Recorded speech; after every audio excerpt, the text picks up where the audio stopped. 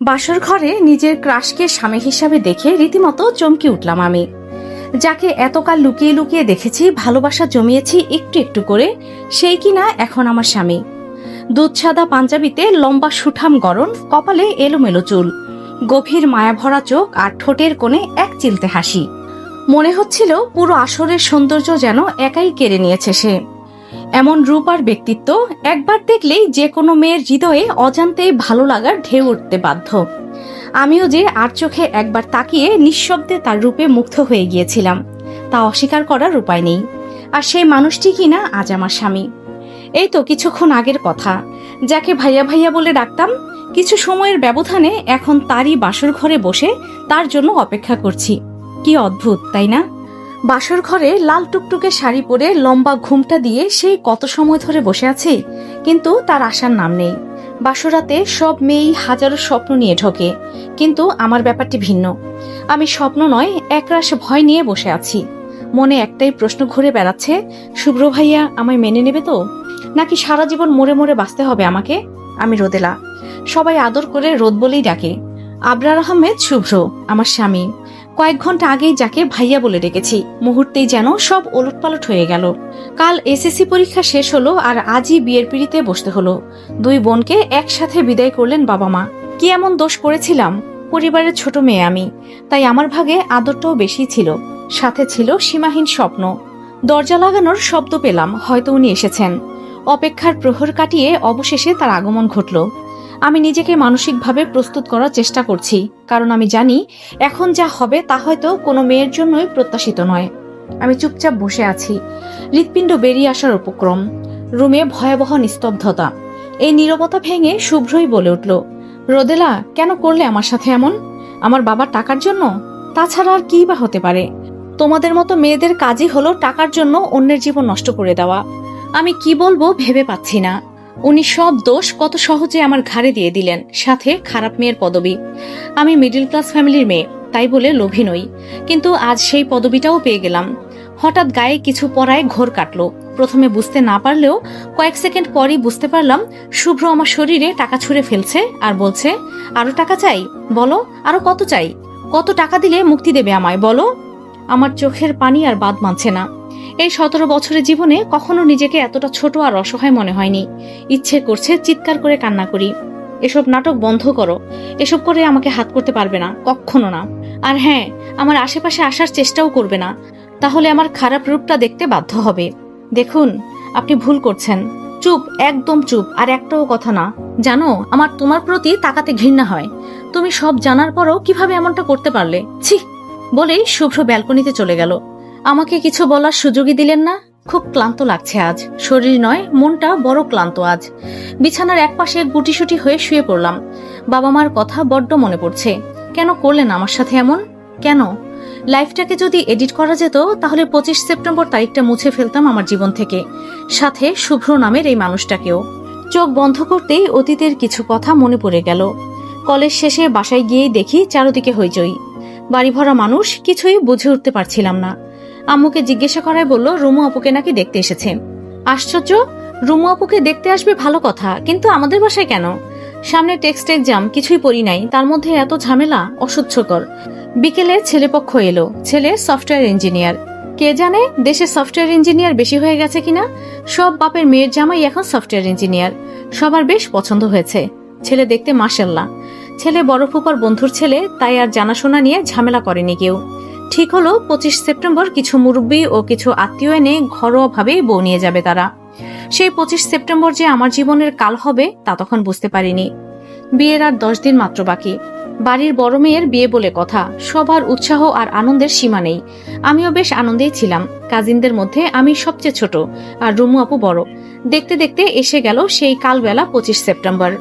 সকাল থেকেই সবার ব্যস্ততা শুরু। সাজুগুজু করে কে কাকে হার মানাবে সেই চেষ্টা সবার। আমিও আর বসে থাকবো কেন? লাল কাতান শাড়ি, হাত ভরা চুড়ি, চোখে গাঢ় কাজল, লম্বা রেশমি চুলগুলো খুলে দিয়ে তৈরি হয়ে নিলাম। আমার আপুরা তো রীতিমতো আটা ময়দার দোকান সেজে আছে। তাদের এক একজনকে চিনতে আমার ব্যাপক কষ্ট হয়েছে। যাই হোক, বর এলো, সাথে প্রায় 30 জন। এই 30 জনের মধ্যে একটা মুখ দেখে আমার সব আপুরা রীতিমতো ক্রাশিত, আর সেই একজনই ছিল শুভ্র ভাইয়া।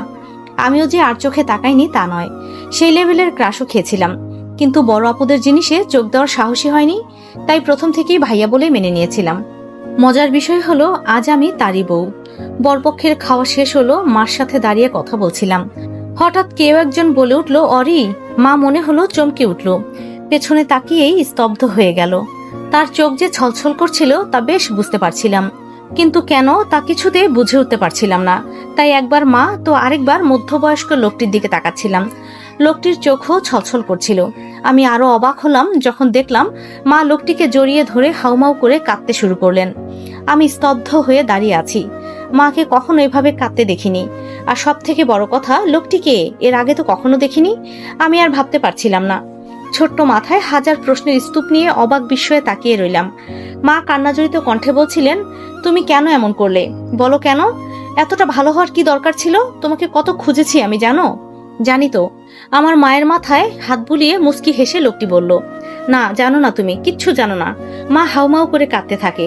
কোথায় ছিলে তুমি, বলো, উত্তর দাও। 28টা বছর কম সময় নয় তো। এত বছর পর কেনই বা ফিরে এলে? কেন? আমি আজ সব হিসেব নেব তোমার থেকে। লোকটি বলল, আচ্ছা নিও, আগে শান্ত হও, সবাই দেখছে তো। লক্ষ্মী মেয়েরা এমন করে না। এখনো বাচ্চাই রয়ে গেলে অরি? লোকটির কথা শুনে আমার চোখ বেরিয়ে আসার উপক্রম। বলে কি? আমার ভাইয়ার বয়স 27, আপুর বয়স 20, আর আমার 17। এত বড় বড় ছেলে মেয়েদের মাকে বাচ্চা কেমনে বলে? আজীব, কমন সেন্স টোটালি জিরো। আচ্ছা, এই লোকটা আমার প্রাক্তন প্রেমিক নয় তো? এ মাছিছি, নিজের মাকে নিয়ে কি সব ভাবছি। তাছাড়া আমার জানা মতে বাবা মার লাভ ম্যারেজই ছিল। তাহলে ওনার সাথে প্রেমই বা কখন করলেন? উফ, আমার মাথা খারাপ হয়ে যাচ্ছে। আর লোকটি যেভাবে অরি অরি করছেন, আর কি বা ভাবা যেতে পারে? আমি শুধু নানু ভাইকেই অরি নামে ডাকতে শুনেছি, তারপর উনি। প্রশ্নগুলো নিয়ে যখন খিচুড়ি পাকাচ্ছিলাম তখনই বাবা সামনে এসে দাঁড়ালেন। আমার হাত রীতিমতো ঠান্ডা হয়ে আসছিল। এটা যদি মার প্রাক্তন হয় তাহলে বাবা তো লঙ্কা কাণ্ড শুরু করে দেবে। ভয়ে তো আমার গলা শুকিয়ে কাঠ। মার সেদিকে খেয়ালই নেই। কিন্তু লোকটি খেয়াল করলো, মাকে টেনে নিজের থেকে ছাড়িয়ে শান্ত দৃষ্টিতে তাকালেন। আমি চোখ খিচে বন্ধ করে রেখেছি। নিশ্চয়ই এখন বাংলা সিনেমার মতো ফাইটিং শুরু হবে। কিন্তু এ কি? কোনো শব্দই তো শোনা যাচ্ছে না। চোখ পিটপিট করে খুলে যা দেখলাম তার জন্য মোটেও প্রস্তুত ছিলাম না। বাবা লোকটিকে জড়িয়ে ধরে আছে। আমি অবাকের সপ্তম আকাশ পাড়ি দিয়ে শান্ত হয়ে দাঁড়ালাম। সব আমার মাথার ওপর দিয়ে যাচ্ছিল। নিজের বউয়ের প্রাক্তনকে বুকে জড়িয়ে নেবে এমন পুরুষ মানুষও আছে দুনিয়ায়, আগে জানতাম না। আমার বাবার নাম অবশ্যই ইতিহাসের পাতায় ছাপানো উচিত। হঠাৎ বাবার কথায় ভাবনায় ছেদ ঘটল। বাবা বলল, রোদমা, এটা তোমার ইকবাল মামু। আমি চিনতে পারলাম না, কখনো শুনেছি বলেও মনে হয় না। ভদ্রতার খাতিরে বললাম, আসসালামু আলাইকুম মামু, ভালো আছেন? ইকবাল মামু বলল, ওয়ালাইকুম আসসালাম। ভালো আছি মা, তুমি কেমন আছো? জি ভালো। মা মামুকে জিজ্ঞাসা করলো, তুমি বিয়ে করনি, মানে পরিবার? মামু বলল, আরে তোমার ভাবিও এসেছে, সাথে 2 ছেলেও। মুস্কি হেসে বলল, দাঁড়াও পরিচয় করিয়ে দেই। কিছুক্ষণ পরই একজন মধ্যবয়স্ক মহিলা আর 2 জন ছেলে আমাদের দিকে এগিয়ে এলেন। তার মধ্যে একজন ছিলেন শুভ্র ভাইয়া। আমার বুঝতে বাকি রইল না উনি মামুর ছেলে। মামু পরিচয় করিয়ে দিলেন শুভ্র, অভ্র, তার 2 ছেলে। অভ্র ভাইয়া ব্যবসায় হাত দিয়েছে আর শুভ্র ভাইয়া অনার্স কমপ্লিট করছেন, এবার ফাইনাল ইয়ারে। মামানি তো মাকে দেখে জড়িয়ে ধরলেন। মামু নাকি মামানির কাছে মার কথা রোজ বলতো। বোনটাকে বড্ড ভালোবাসেন তিনি। আমার নিজের গালে চড় মারতে ইচ্ছা করলো। ছিছি, আমি না জানি কি কি ভাবছিলাম। আজানের শব্দে বাস্তবে ফিরে এলাম। ঝটপট উঠে ফ্রেশ হয়ে নামাজ পড়ে নিলাম। এতক্ষণে খেয়াল হলো উনি রুমে নেই। হাজার হলেও স্বামী তো, চিন্তা তো হয়ই। কেমন যেন অস্থির লাগছে। হঠাৎ মনে পড়লো উনি তো কাল রাতে ব্যালকনিতে গিয়েছিলেন। দৌড়ে ব্যালকনিতে গিয়ে দেখলাম উনি ফ্লোরে পড়ে ঘুমোচ্ছেন। পাশে অসংখ্য সিগারেটের টুকরো। বুকের ভেতরটাই কেমন যেন মোচড় দিয়ে উঠল। ওনাকে ডাকার সাহস করে উঠতে পারলাম না। যদি রেগে যান? ওনাকে আমি বরাবরই ভয় পাই। সেই তো প্রথম দিনের কথা। বিয়ে পর্ব শুরু হওয়ার কিছুক্ষণ পরই মা আমাকে রুমে পাঠালেন। তার ফোনটা নাকি রুমে ফেলে এসেছে। আমিও নাচতে নাচতে চলে গেলাম ফোন আনতে। হঠাৎ শাড়ির আঁচলে টান পড়ায় পেছনে তাকিয়ে দেখলাম শাড়ির আঁচলটা গেস্ট রুমের দরজায় আটকে আছে। নিজের মনে বকবক করতে করতে যেই না দরজাটা হালকা খুললাম, আমার চোখ যেন বেরিয়ে আসার উপক্রম। এমন কিছুর জন্য মোটেও প্রস্তুত ছিলাম না আমি। মনে হচ্ছিল হাত পা ঠান্ডা হয়ে আসছে। কিছু না ভেবেই চোখ বোটে দিলাম এক চিৎকার। সাথে সাথেই ভারী গলায় ধমক দিয়ে উঠল কেউ, এই মেয়ে, চেঁচাচ্ছ কেন? একদম চুপ। আমি ভয় পেয়ে মুখে হাত চেপে চুপ হয়ে গেলাম। চোখ দুটো হালকা খুলে যা দেখলাম তাতে মনে হলো পুরো বাড়ছাটটাই আমার মাথায় ফেলে দেওয়া হয়েছে। ছিছি, এ কি? এ তো শুভ্র ভাইয়া, আপুদের ক্রাশ। উনি এসব কি করছিলেন? ছি, থ্যাঙ্কস গড বেশি ক্রাশ খাইনি, নয়তো আমার কচি হাড়টা আজই ভেঙে টুকরো টুকরো হয়ে যেত। আল্লাহ বাঁচাইছে। দাঁড়িয়ে দাঁড়িয়ে এসবই ভাবছিলাম। আমার ভাবনার ঘোর কাটলো ওনার আরেক ধমকে। এই মেয়ে, তোমার মাথায় কি সমস্যা আছে? ওভাবে দাঁড়িয়ে আছো কেন? আমি ভয়ে ভয়ে কোনো রকমে বললাম, আপনারা এখানে কি করছিলেন? কেন দেখতে পাওনি? রোমান্স করছিলাম। আর তুমি আমাদের ডিস্টার্ব করছো? চোখ গরম করে আমার দিকে তাকিয়ে এই কথাটা বলল। ওনার চোখের দিকে তাকিয়ে আমার তো যায় যায় অবস্থা। গলা তো রীতিমতো বিদ্রোহ শুরু করেছে। কোনো রকমে একটা ঢোক গিলে বললাম, সরি ভাইয়া, আমি ইচ্ছা করে ডিস্টার্ব করিনি, আসলে। চুপ, একদম চুপ। ওনার ধমকে আমি রীতিমতো কেঁপে উঠলাম, মুখটা কাদো কাদো করে দাঁড়িয়ে আছি। মনে হচ্ছে এখনই কান্না দেবীর আগমন ঘটবে, কিন্তু তখনই পেছন থেকে কেউ একজন বলে উঠল, শুভ্র, শুধু শুধু বাচ্চা মেয়েটাকে বকছো কেন? নীলি, তুমি চুপ করো। দোষ যখন করেছে ওকে তো শাস্তি পেতেই হবে। আমি শাস্তির কথা শুনে এবার কেঁদে দিলাম, কাদো কাদো গলায় বললাম, ভাইয়া প্লিজ আমায় মারবেন না। আমি আর জীবনেও কাউকে ডিস্টার্ব করব না, আর কাউকে বলবো না যে আপনাদের আমাকে থামিয়ে দিয়ে উনি আবার ধমক দিয়ে বললেন, এই চুপ, খবরদার কানবা না, কান্না করলে আরো কঠিন শাস্তি দেব। আমি এবার চুপ হয়ে ফোপাতে ফোপাতে বললাম, কি শাস্তি দেবেন আমায়? তোমার শাস্তি হলো 15 মিনিট দরজার বাইরে চুপচাপ দাঁড়িয়ে থাকবে। কথাটা শুনে আমি বিস্ফোরিত চোখে তাকালাম ওনার দিকে। বেটা লুচু বলে কি? এত জায়গা থাকতে দরজার বাইরে দাঁড়িয়ে থাকতে যাবো কেন? আজীব। তাই ভয়ে ভয়ে বললাম, কেন? কারণ তুমি আমার রোমান্টিক টাইম স্পয়েল করেছো, সো এখন তুমি বাইরে দাঁড়িয়ে পাহারা দেবে, যেন অন্য কেউ ডিস্টার্ব করতে না পারে। Got it? আমি অবাক চোখে তাকিয়ে রইলাম। পাশের আপুটা বলে উঠল, শুভ্র, তুমি না দিন দিন শেমলেস হয়ে যাচ্ছ। বাচ্চা মেয়েটার সামনে কি বলছো এসব? চলো তো, সবাই খুঁজবে। না জান, আমার পাওনা রয়ে গেছে তো, বলে ওনার দিকে এগিয়ে গিয়েই হঠাৎ থেমে গেলেন। আমার দিকে তাকিয়ে একটা রামধমক দিয়ে বাইরে গিয়ে দাঁড়াতে বললেন। আমিও বাধ্য মেয়ের মতো দরজাটা চাপিয়ে বাইরে দাঁড়িয়ে পড়লাম, আর বিড়বিড় করে ওনার 14 পুরুষ উদ্ধার করতে লাগলাম। বেটা, রোমান্স করবি ভালো কথা, দরজায় যে লক নামক একটা জিনিস আছে সেটা কি জানিস না নাকি? আবার আমাকে বকে, যত সব আবাল জনগণ। সেটাই ছিল ওনার সাথে আমার প্রথম কথা বলা। দরজার কড়া নড়ায় আমার ভাবনার সুতো কাটলো। মামানি ডাকছে আমায়। ঘড়ির দিকে তাকিয়ে দেখি 7:30 বেজে গেছে। এত সময় কিভাবে চলে গেল বুঝতেই পারিনি। তাই আর দেরি না করে ওনার ঘুমন্ত মুখটাকে একটু ছুঁয়ে দেওয়ার অদম্য ইচ্ছাকে উপেক্ষা করে একটা দীর্ঘশ্বাসকে সঙ্গী করে নিচে চলে এলাম। মা আর আপু কিচেনেই ছিল। মামানি আমাকে দেখেই বুকে টেনে নিলেন। এতক্ষণে আমার বিক্ষিপ্ত মনটা যেন একটু ঠান্ডার পরশ পেল। আপু তো রীতিমতো বড় বউয়ের দায়িত্ব কাঁধে নিয়ে নিয়েছে, নেবেই বানা কেন? সে তো বরাবরই শান্তশিষ্ট সংসারী মেয়ে, আর আমি ঠিক তার উল্টো। আপুকে সবসময় মজা করে বলতাম, আপু বিয়ে তো তোর দেবরকেই করব, নয়তো শ্বশুরবাড়িতে ঝামেলা করলে বাঁচাবে কে আমায়? আপু জবাবে শুধু মিষ্টি হাসতো। নিয়তির খেলায় আজ আমি সত্যিই আপুর দেবরের বউ। কিন্তু এই নিয়তিটাই যে আমার জীবনের কাল হবে কেই বা জানতো। মামনি আর আপু টেবিলে খাবার সাজাচ্ছে, আমি শুধু দাঁড়িয়ে দাঁড়িয়ে দেখছি। এখানেও বাসার মতোই আদর পাচ্ছি, ছোট বাচ্চাটার মতো। কিন্তু যাকে পাওয়ার তারও আমায় কুড়ে কুড়ে খাচ্ছে, সেই তো আমার সহ্য করতে পারছে না। মামনির ডাকে ফিরে তাকালাম। 1 কাপ কফি হাতে ধরিয়ে দিয়ে বললেন, জামা, শুভ্রকে কফিটা দিয়ে চটপট নিচে আসতে বল। ভয় মাখা দুরু দুরু বুক নিয়ে এগিয়ে গেলাম রুমের দিকে। উনি এখনো একইভাবে ঘুমোচ্ছেন। কয়েকবার ডাকার পরও যখন শুনলেন না, তখন কিছুটা বিরক্ত হয়ে ওনাকে হালকা ধাক্কা দিতে চোখ খুললেন। কিছুক্ষণ ভুরুকুসকে আমার দিকে তাকিয়ে থেকেই ঝট করে উঠে বসলেন। ওনার চোখে রাগটা স্পষ্ট দেখতে পাচ্ছি। ভয়ে কাপা কাপা গলায় বললাম, আপনার কফি। মা আর কিছুই বলার সুযোগ পেলাম না, তার আগেই গরম কফিতে ঝলসে গেল আমার হাত। বাবা মা আপু আর ভাইয়ার আদরের পরিটি ছিলাম আমি। ফুলের টোকাও পড়তে দেয়নি আমার গায়ে। আর আজ আমি ওনার দিকে অবাক চোখে তাকিয়ে আছি। চোখ থেকে পানি পড়ছে অবিরল। মানুষ এতটা নিষ্ঠুর কি করে হতে পারে? আমি যে একজন মানুষ, আমারও যে কষ্ট হয় এটা উনি হয়তো ভুলেই গেছেন।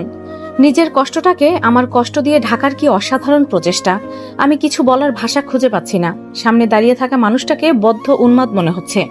হঠাৎই আমার পরে লাল হয়ে যাওয়া হাতটা চেপে ধরলেন। ব্যথায় কুকিয়ে উঠলাম আমি, কিন্তু সেদিকে তার খেয়াল নেই। মনে হচ্ছে আমার ব্যথাতেই পৈশাচিক আনন্দ পাচ্ছেন তিনি। আমার চোখের পানিকে উপেক্ষা করে আরো শক্ত করে চেপে ধরে বলে উঠলেন, এই এই মেয়ে, কানে কথা যায় না? আমার থেকে দূরে থাকতে বলিনি? এত বেহায়া কেন তুমি? বাবাকে তো হাত করেছো টাকার লোভে, আর আমাকে এখন হাত করতে চাও? লাস্টবারের মতো ওয়ার্ন করছি তোমায়। বিয়ে তো করেছো, বাট কাছে আসার চেষ্টাও করবে না। আমার কাছে আসার অধিকার শুধু এবং শুধুই নীলির। বুঝতে পেরেছো তুমি? হাত ছেড়ে দিয়ে চিৎকার করে বলে উঠলো, তোমাদের মতো সো কল্ড মিডল ক্লাস মেয়েদের বলেও কোনো লাভ নেই। তোমরা হয়তো এসব উত্তরাধিকার সূত্রেই পাও, তাই না? তাচ্ছিল্যের হাসি দিয়ে কথাগুলো বললেন উনি। এবার আমি আর চুপ করে থাকতে পারলাম না। নিজের পরিবারকে কেউ আমারই সামনে নিঃসংকোচে অপমান করছে, আর আমি দাঁড়িয়ে দাঁড়িয়ে সেটা দেখছি শুধু। কিছুতেই মেনে নেওয়া যায় না। হয়েছে, অনেক হয়েছে, আর নয়। নিজের রাগ, ক্ষোভ, অভিমান সবকিছুকে ভিত্তি করে অসীম সাহস নিয়ে ওনার কলার চেপে ধরলাম। ওনার রক্তচক্ষু চাহনি আমার নজর এড়ায়নি। কিন্তু না, আজ আর ভয় নয়। এই আধুনিক যুগে এসে মধ্যযুগের মহিলাদের মতো স্বামীর অত্যাচার মুখ বুজে সহ্য করব এমন শিক্ষা আমার বাবা দেয়নি। আপনার সাহস কি করে হয় আমার ফ্যামিলি নিয়ে কথা বলার? আমি চুপ করে আছি তার মানে এই নয় আপনি যা খুশি তাই বলবেন। লিসেন মিস্টার শুভ্র, এত ন্যাকা সাজার চেষ্টা করবেন না। কি যেন বলছিলেন? আমি আপনাকে লোভে পড়ে বিয়ে করেছি? ইচ্ছা করলে আটকাতে পারতাম। আপনার জীবন নষ্ট করেছি ব্লা ব্লা। তাহলে এই একই প্রশ্ন যদি আমি আপনাকে করি তাহলে কেন নষ্ট করলেন আমার জীবন? কেন? যদি নীলিমাকে এতই ভালোবাসেন সেটা বিয়ে করার সময় মনে ছিল না? ইচ্ছে করলে তো আপনিও আটকাতে পারতেন বিয়েটা, কেন করেননি? কিসের লোভে? শরীরের রোদ? চেঁচাবেন না, আপনার চেঁচানোতে আমার কথা থামবে না। অনেক বলেছেন, এবার আমার পালা। তোমার সাহস কি করে হয় আমার কলার ধরার? সাহস? তার ছেলের হাসি দিয়ে বললাম আমি। সাহসের দেখেছেন কি? আগে আমার প্রশ্নের জবাবগুলো দেন। কেন করলেন বিয়েটা? নিশ্চয়ই বলবেন বাবা মায়ের মুখের দিকে তাকিয়ে, ওদের চাপে, আরো কত কিছু। তো মিস্টার শুভ্র, বাবা মা কি আপনার একার আছে? আমরা কি আকাশ থেকে টুপ করে পড়েছি নাকি? নাকি আপনার বাবা মায়ের ইমোশন আছে, কষ্ট আছে, আর আমার বাবা মার নেই? তারা কি পাথর নাকি টাকা দিয়ে এগুলো অনলিমি করে রেখেছেন? আর কি যেন বলছিলেন? টাকা? আই স্পিট অন ইওর মানি। আপনার টাকা ছুঁয়ে নিজের হাত নোংরা করার মতো বিন্দু মাত্র ইচ্ছে আমার নেই। আর আপনার কাছে যাওয়ার কথা? হাসালেন আমায়। আপনি কি করে ভাবলেন আপনি বলবেন আর আমি ড্যাং ড্যাং করে আপনার কাছে চলে যাব? আমি আপনার মতো থার্ড ক্লাস রুচি বহন করি না। আরে আমি আপনাকে ওয়ার্ন করছি, don't try to touch me.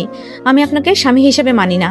Nihat বাবা মায়ের মুখের দিকে তাকিয়ে আপনাকে বিয়ে করতে বাধ্য হয়েছি, নয়তো আপনার মতো লো ক্লাস মেন্টালিটির কোনো লোককে আমি রোজ তাকিয়েও দেখতাম না। আর হ্যাঁ, এতদিন কিছু বলিনি তার মানে এই নয় যে আমি কথা বলতে পারি না। আমি চুপ করেছিলাম শুধুমাত্র আপনার কথা ভেবেছিলাম নীলিমা আপুকে হারিয়ে আপনি depressed, but I was wrong. আপনি ডিপ্রেসড নন, ইউ আর মেন্টালি সিক। আর কোনো সাইকোকে প্রশ্রয় দেওয়ার প্রশ্নই ওঠে না। You got it? বলেই কলার ছেড়ে দ্রুত নিচে চলে আসলাম। ওখানে দাঁড়িয়ে থাকার বিন্দু মাত্র শক্তি আর নেই আমার। রুম থেকে বেরিয়েই কয়েক দফা জোরে জোরে শ্বাস নিলাম। মাই গড রোদ, I am proud of you. Wow, brave girl. পুরাই নো বলে ছক্কা মেরে দিয়েছিস। সাইকোটার মুখটা দেখার মতো ছিল। ইচ্ছে করছে লুঙ্গি ডান্স দেই। ইস, আরে কে কোথায় আছিস? আমার প্রশংসা কর। অতি খুশি লাগে ক্যারে। এসব ভাবতে ভাবতে বিশ্বজয়ী একটা হাসি দিয়ে নাচতে নাচতে নিচে চলে আসলাম। কিরে ছোট্ট নাতবো, এত খুশি লাগছে কেন তোকে? বর বেশি বেশি আদর করছে নাকি? আমি অধিক আনন্দে হিতাহিত জ্ঞান হারিয়ে দাদিকে জড়িয়ে ধরে বলে ফেললাম, না গো, বর আমাকে নয়, আমি বরকে আদর করে এলাম, তাই বুঝি? বলেই বুঝতে পারলাম রং জায়গায় রং কথা বলে ফেলেছি। ছিছি, আঙ্কেল ভাইয়া আন্টি সবার সামনে কি বলে ফেললাম। আল্লাহ, মাটি ফাঁক করে দাও, নয়তো আকাশ ফুটো করে দাও। আমি আর বাঁচতে চাই না। আর চোখে সবাইকে দেখছি, সবাই মিটিমিটি হাসছে, ইভেন মামুও। আজকে বুঝতে পারছি লজ্জা কাকে বলে, কত প্রকার ও কি। এর আগেও আমার ফুলিশনেসের জন্য এমন পরিস্থিতিতে পড়তে হয়েছে আমায়। সেদিনও এই খাটাসটার জন্য, আর আজও। সেদিন শুভ্র ভাইয়াদের ফুল ফ্যামিলি আমাদের বাসায় ইনভিটেশন ছিল। আপু আর অভ্র ভাইয়ার বিয়ের কথাও চলছিল তখন। এক্সাম শেষে কলেজ থেকে বাসায় ফিরেই যেই না তাড়াহুড়ো করে রুমে ঢুকতে যাব, তখন একজন পিছন থেকে হ্যাসকা টান দিয়ে পাশের গেস্ট রুমে ঢুকিয়ে দরজা দিয়ে দিল। ঘটনার আকস্মিকতায় চমকে চিৎকার করতেই একজোড়া হাত আমায় দেয়ালের সাথে চেপে ধরে। শক্ত হাতে মুখ চেপে ধরল। ভয়ে মনে হচ্ছিল হৃৎপিণ্ড নামক জিনিসটা যে কোনো টাইমে বেরিয়ে আসবে। চোখটা মিটমিট করে যা দেখলাম তাতে ভয় চক্রবৃদ্ধি হারে বেড়ে শেষ সীমানায় গিয়ে পৌঁছেছে। হ্যাং মেরে দাঁড়িয়ে আছি। যাকে আমি জমের মতো ভয় পাই, সে যদি অর্ধ উলঙ্গ অবস্থায় আমাকে দেয়ালে চেপে ধরে দাঁড়িয়ে থাকে, তবে তা ভয় পাওয়ার জন্য যথেষ্ট সুইটেবল বলে আমি মনে করি। শরীরে বাচ্চাওয়াল জড়িয়ে আমার সামনে দাঁড়িয়ে আছেন শুভ্র ভাইয়া। উন্মুক্ত বুকে লেপ্টে থাকা লোম আর বিন্দু বিন্দু জল জানান দিচ্ছে মাত্রই শাওয়ার নিয়েছেন তিনি। ফর্সা মুখটাকে হালকা লাল হয়ে থাকা চোখ দুটো আরো আকর্ষণীয় করে তুলছে। কিন্তু প্রশ্নটা হলো, আমাকে এখানে কেন আনা হয়েছে? আর এভাবে চেপে ধরে রাখার কারণটাই বাকি। মেয়ে হিসেবে অবশ্যই আমার রেগে যাওয়া উচিত, কিন্তু দুঃখের বিষয় হলো আমার রাগ ভয়ের নিচে চাপা পড়ে আপাতত তান্দুরি চিকেনে পরিণত হয়েছে। আমি যেভাবে ভয়ে কাঁপাকাঁপি করছি, আমার ধারণা রাগের যদি কোনো ক্রোমোজোম থাকে, তারাও রীতিমতো কাঁপাকাঁপি শুরু করে দিয়েছে। এই বেটা যে লুচু নাম্বার 1, সেই সন্দেহ আমার প্রথম দিনই ঘুচে গেছে। উনি যেই হাই লেভেলের বেশরম সেটাও আমার জানা হয়ে গেল। ভয়ে লজ্জায় না পারছি ওনাকে কিছু বলতে, আর না পারছি ওনার দিকে তাকাতে। এভাবে বেশিক্ষণ দাঁড়িয়ে থাকাও আমার পক্ষে সম্ভব না। হাত পা অসম্ভব ঠান্ডা হয়ে আসছে। তার উপর নিমকহারাম হার্টটা আমার বিরুদ্ধে বিদ্রোহ শুরু করে দিয়েছে ইতোমধ্যে। উনিও কিছু বলছেন না, তাই ভয়ে ভয়ে আমি বলে উঠলাম, আমাকে এখানে কেন এনেছেন? Good question. তোমাকে এখানে আনার পেছনে আমার বড় বড় একটা প্ল্যান আছে। শয়তানি হাসি দিয়ে উনি কথাটা বলল। মানে কি বলছেন আপনি? এই মেয়ে, কাঁপছো কেন? আপনি প্লিজ আমার সাথে এরকম কোনো কিছু করবেন না। এমন কিছু মানে? ভুরু কুচকে কথাটা বলল। Like seriously? এই মেয়ে, তোমার মাথায় কি আসলেই কয়েকটা তার ছিঁড়ে গেছে নাকি? How can you think about it? সারাদিন সিরিয়াল দেখলে তো এসব চিন্তাই মাথায় ঘুরবে। ফুপ্পিকে জানাতেই হবে। আমি থতমত খেয়ে গেলাম, প্রচুর লজ্জা লাগছে। ছিছি, সত্যি তো আমি অনেক বেশি ভেবে ফেলেছি, কিন্তু আমি মোটেও সারাদিন সিরিয়াল দেখি না। আচ্ছা, উনি মাকে কি জন্য বিচার দেবে? আল্লাহ বাঁচাও আমায়। কি বলবেন মাকে? বাচ্চা মেয়ের মাথায় যে এসব আজে বাজে চিন্তা ঘুরে বেড়ায় সেটা তো মা হিসাবে ফুপ্পির জানার পুরো অধিকার আছে, আর ভাই হিসাবে বিষয়টা ওনাকে জানানো আমার কর্তব্য, তাই না? না প্লিজ, মাকে কিচ্ছু বলবেন না প্লিজ। বিশ্বাস করুন, আমি মোটেও এমন কিছু ভাবিনি। মাথা নিচু করে করুণ গলায় বললাম। কেমন কিছু? ওই তো, বলতে গিয়েই উনি মুখ টিপে হাসছেন, তাই আর কথা না বাড়িয়ে মাথা নিচু করে দাঁড়িয়ে রইলাম। আচ্ছা, তুমি চাচ্ছ যে আমি তোমার মাকে কিচ্ছু না বলি, রাইট? ওকে, বলবো না। সত্যি? বাট একটা শর্ত আছে। তোমাকে আমার জন্য একটা কাজ করতে হবে। You can take it like a deal, you know, give and take. কি করতে হবে? সিম্পল। তোমার রুমে একটা পার্সেল রেখে এসেছি, ওইটা তুমি কাল কলেজে যাওয়ার সময় নীলিকে দেবে। আমি ওনাকে কোথায় পাবো? আমাদের ভার্সিটিতে গিয়ে দিয়ে আসবা। কি, আপনার মাথা খারাপ? আমি একা কিভাবে? আর আপনার জিএফ, আপনি যেতে পারেন না? আমি যেতে পারবো না, কজ বাবা আমাকে কাল 1 মিনিটের জন্যও ছাড়বে না। তাছাড়া ম্যাডাম আমার উপর রেগে আছে, ওর মান ভাঙাতে হবে। So you are the better option for me. আমি যাব না। অন্যদিকে মুখ ঘুরিয়ে বললাম। ওকে, যেও না। আমি যাচ্ছি ফুপ্পির কাছে, কত কিছু বলার আছে। এই না, আমি যাব। মুখ গোমরা করে কথাটা বললাম। Good girl. হঠাৎই অভ্র ভাইয়া রুমে ঢুকে আমাদের এভাবে দেখে অবাক হয়ে দাঁড়িয়ে পড়ে। ভাইয়াদের জন্য চা নিয়ে এসে আপু শুভ্র ভাইয়াকে এভাবে দেখে চায়ের কাপ ফেলে দিয়ে চোখ চেপে ধরে চিৎকার দিয়ে ওঠে। তারপর বাকি সব ইতিহাস। আপুর চিৎকারে আর কাপ ভাঙার শব্দে সবাই রুমে এসে হাজির হয়। সবাই চোখে একঝাঁক প্রশ্ন নিয়ে আমাদের দিকে তাকিয়ে আছে, আর আমি সেটা নাইবা বলি। অবশেষে নীরবতা ভেঙে আম্মু গম্ভীর কণ্ঠে বলে উঠল, রোদ, তুমি এই সময় এখানে কি করছিলে? আসলে পার পার শুভ্র ভাইয়ের দিকে তাকিয়ে থেমে গেলাম। কি পার পার করছিস? ভুরু কুচকে জিজ্ঞাসা করলো আপু। তারপর আমি যা বলেছিলাম তাতে করে শুভ্র ভাইয়া সহ সবারই চোখ বেরিয়ে আসার উপক্রম হয়েছিল। আমি তাদেরকে বলেছিলাম আমি এখানে গোসলের পারমিশন নিতে এসেছিলাম। জানি কথাটা শুনে অবাক হওয়াটাই স্বাভাবিক, কিন্তু কি আর করা। পার দিয়ে অন্য কোনো ওয়ার্ড আসছিলই না, আর ওনার টাওয়েলটা দেখে গোসল ওয়ার্ডটাই ফট করে মুখ দিয়ে বেরিয়ে এলো। এরপর শুভ্র ভাইয়া ওনাদের কিছু বুঝিয়েছিলেন, কি বুঝিয়েছিলেন তা আমি এখনো জানতে পারিনি। তারপর থেকেই সবাই এই বিষয়টা নিয়ে মজা নেয় আর হুহা করে হাসাহাসি করে। দাদির কথায় বাস্তবে ফিরে এলাম। এই তো আমার দুলাভাই চলে এসেছে। কি গো দুলাভাই, মুখটা এমন করে রেখেছো কেন? আদর কম হয়েছে নাকি? মুখ টিপে হেসে কথাটা বলল। ইস, এবার আমার লজ্জায় মরে যেতে ইচ্ছা করছিল। দাদিটাও না, কি দরকার ছিল এমন লজ্জায় ফেলার? এবার আমি আর চোখে ওনার দিকে তাকালাম। ওনার রিয়াকশনটা দেখতে চাচ্ছি, কিন্তু আমাকে ব্যর্থ হতে হলো। ওনার মুখে রাগ বা লজ্জার কিছুই খুঁজে পেলাম না। দাদিকে কিছু না বলে চুপচাপ 5 মিনিটের মধ্যে খেয়ে উঠে গেলাম। আমি ব্যাপারটা নিতে পারছিলাম না। আমার ধারণা মতে এই মুহূর্তে ওনার আমার প্রতি প্রচুর রেগে থাকার কথা, কিন্তু এখানে তো কাহিনীটাই উল্টে গেছে। শাস্তি পেতে হবে না ভেবে আমার খুশি হওয়ার কথা, কিন্তু এই মুহূর্তে আমি খুশি হতে পারছি না। একটা খটকা রয়ে যাচ্ছে। এর মধ্যে মামু বলে উঠলেন, রোদমা, কাল কিন্তু তোমাদের বাড়িতে যাওয়ার কথা, সব গুছিয়ে নিও, শুভ্রকে আমি বলে দেব। অভ্র, রুহি, তোমরাও তৈরি হয়ে নিও। আমরা সবাই সম্মতি জানাতেই মামু ল্যাপটপটা হাতে নিয়ে অফিসে চলে গেলেন। সারাটা দিন আপু আর মামনিকে কাজে হেল্প আর দাদির সাথে দুষ্টুমি করে কেটে গেল, কিন্তু অবচেতন মন শুধু একটা কথাই ভাবছে, এই ব্যাটার মাথায় চলছেটা কি? এত সহজে ছেড়ে দেওয়ার পাত্র তো উনি নন। রাতে আরেকটু জ্বালিয়ে বাজিয়ে দেখতে হবে ব্যাপারটা কি। রাত প্রায় 12টা বাজতে চললো, ওনার কোনো খোঁজ নেই। সেই সকালে বেরিয়েছিলেন আর ফেরেননি। এবার বেশ দুশ্চিন্তা হচ্ছে। ওনার নাম্বার আমার কাছে আছে, কিন্তু আমার পক্ষে ওনাকে ফোন দেওয়া পসিবল না। ফার্স্টলি, উনি আমার ফোন পিক করবেন না, অ্যান্ড সেকেন্ডলি, ওনাকে ফোন দেওয়ার প্রশ্নই আসে না। You all know, ego is a big matter. ঠিক 12টা 30 মিনিটে উনি বাসায় ফিরলেন। এসেই বিছানায় গা এলিয়ে দিলেন। ওনাকে বড্ড ক্লান্ত দেখাচ্ছে। আমার খুব ইচ্ছা করছিল ওনার সাথে কথা বলি, কিন্তু ওনার সাথে কথা বলার মতো কোনো টপিকই আমার মধ্যে নেই। কি বলা যায় ভাবছি। এই যে মিস্টার, ইচ্ছা করেই কাঁচা ঘুমটা ভাঙলাম যেন রেগে যায়, কিন্তু উনি আমার ইচ্ছায় 1 বালতি পানি ঢেলে দিয়ে ভুরুকুচকে আমার দিকে তাকিয়ে বললেন, কিছু বলবা? ওনার কথাটা স্বাভাবিক হলেও তার সেই অতি স্বাভাবিক কথাটা আমার কাছে অতি অস্বাভাবিক বলে মনে হচ্ছে। আমি ওনার দিকে সন্দেহের দৃষ্টিতে তাকিয়ে বললাম, কি ব্যাপার, আপনি এখানে শুয়েছেন কেন? তো কই শোবো? তা আমি কি জানি, আমি এখন ঘুমাবো, আর আমি আপনার সাথে এক বিছানায় কিছুতেই শোবো না। সো ইউ ক্যান গো নাও। অনেকটা ঝাঁঝালো কণ্ঠেই বললাম, কিন্তু এবারও রাগ না করে কিছুক্ষণ আমার দিকে তাকিয়ে থেকে একটা বালিশ নিয়ে সোফায় শুয়ে পড়লেন। এবার আমি অবাকের চরম সীমায় পৌঁছে গেলাম। হচ্ছেটা কি এসব? উনি কি করতে চাইছেন? চুপি চুপি আমাকে মেরে নদীতে ফেলে দেওয়ার প্ল্যান করছেন না তো? হায় আল্লাহ, কি হবে এখন? সেদিন রাতে ঘুমের আর চোখে ধরা দিল না। সকাল সকাল উঠে নামাজ পড়ে নিলাম। উনি বাচ্চাদের মতো ঘুমোচ্ছেন, খুব নিষ্পাপ লাগছে দেখতে, কিন্তু মুখে একটা ক্লান্তির ছাপ। আচ্ছা, ওনার কি কিছু হয়েছে? হঠাৎ এমন পরিবর্তন কি আদৌ মেনে নেওয়া যায়? ব্রেকফাস্ট করে বেরিয়ে পড়লাম আমার বাসার উদ্দেশ্যে। খুবই ভালো লাগছে। বাবা মার সাথে পুরো একটা দিন থাকবো ভাবতেই নাচতে ইচ্ছা করছে। আবার পুষে রাখা অভিমানটাও চারা দিয়ে উঠছে বারবার। উনি পুরো রাস্তা নির্বাক ছিলেন, গম্ভীর মুখে গাড়ি ড্রাইভ করে গেছেন শুধু। ওনার এমন ব্যবহার আমায় বড্ড ভাবাচ্ছে। বাইরের দৃশ্য আর পিছনের ছিটে বসে থাকা আপু আর ভাইয়ার খুনসুটি ঝগড়া এনজয় করতে করতেই বাড়ি পৌঁছে গেছি। বাড়ি এসে বাবা মাকে ভালো মন্দ জিজ্ঞেস করা ছাড়া আর একটা কথাও বলেননি উনি। সকাল থেকেই চুপচাপ বসে আছেন রুমে। দুপুরে কোনো রকম খেয়ে আবার রুমে চলে গেছেন। সবাই ড্রয়িং রুমে আড্ডা দিচ্ছিল, কিন্তু আমার মন পড়ে আছে ওনার কাছে। আচ্ছা, ওনার সাথে কি আমার কথা বলা উচিত? আর কিছু না ভেবে চলে গেলাম রুমে। উনি কপালে হাত দিয়ে বিছানায় শুয়েছিলেন। কোনো রকম ভনিতা না করে বলে উঠলাম, এই যে শুনছেন? কিছু বলবে? আপনি কি ঠিক আছেন? মানে বলছিলাম যে আপনাকে মোটেও ঠিক লাগছে না। কোনো সমস্যা হচ্ছে আপনার? চাইলে আমাকে বলতে পারেন। রোদ। ওনার ডাকে আমি কেঁপে উঠলাম। এত নরম আর করুণ সুরে কেউ আমায় ডাকে নিয়ে রাগে। ওনার কণ্ঠটাই যেন হাজার আকুতি মিশে আছে। রোদ, আমার সাথে একটু বাইরে কোথাও যাবে প্লিজ?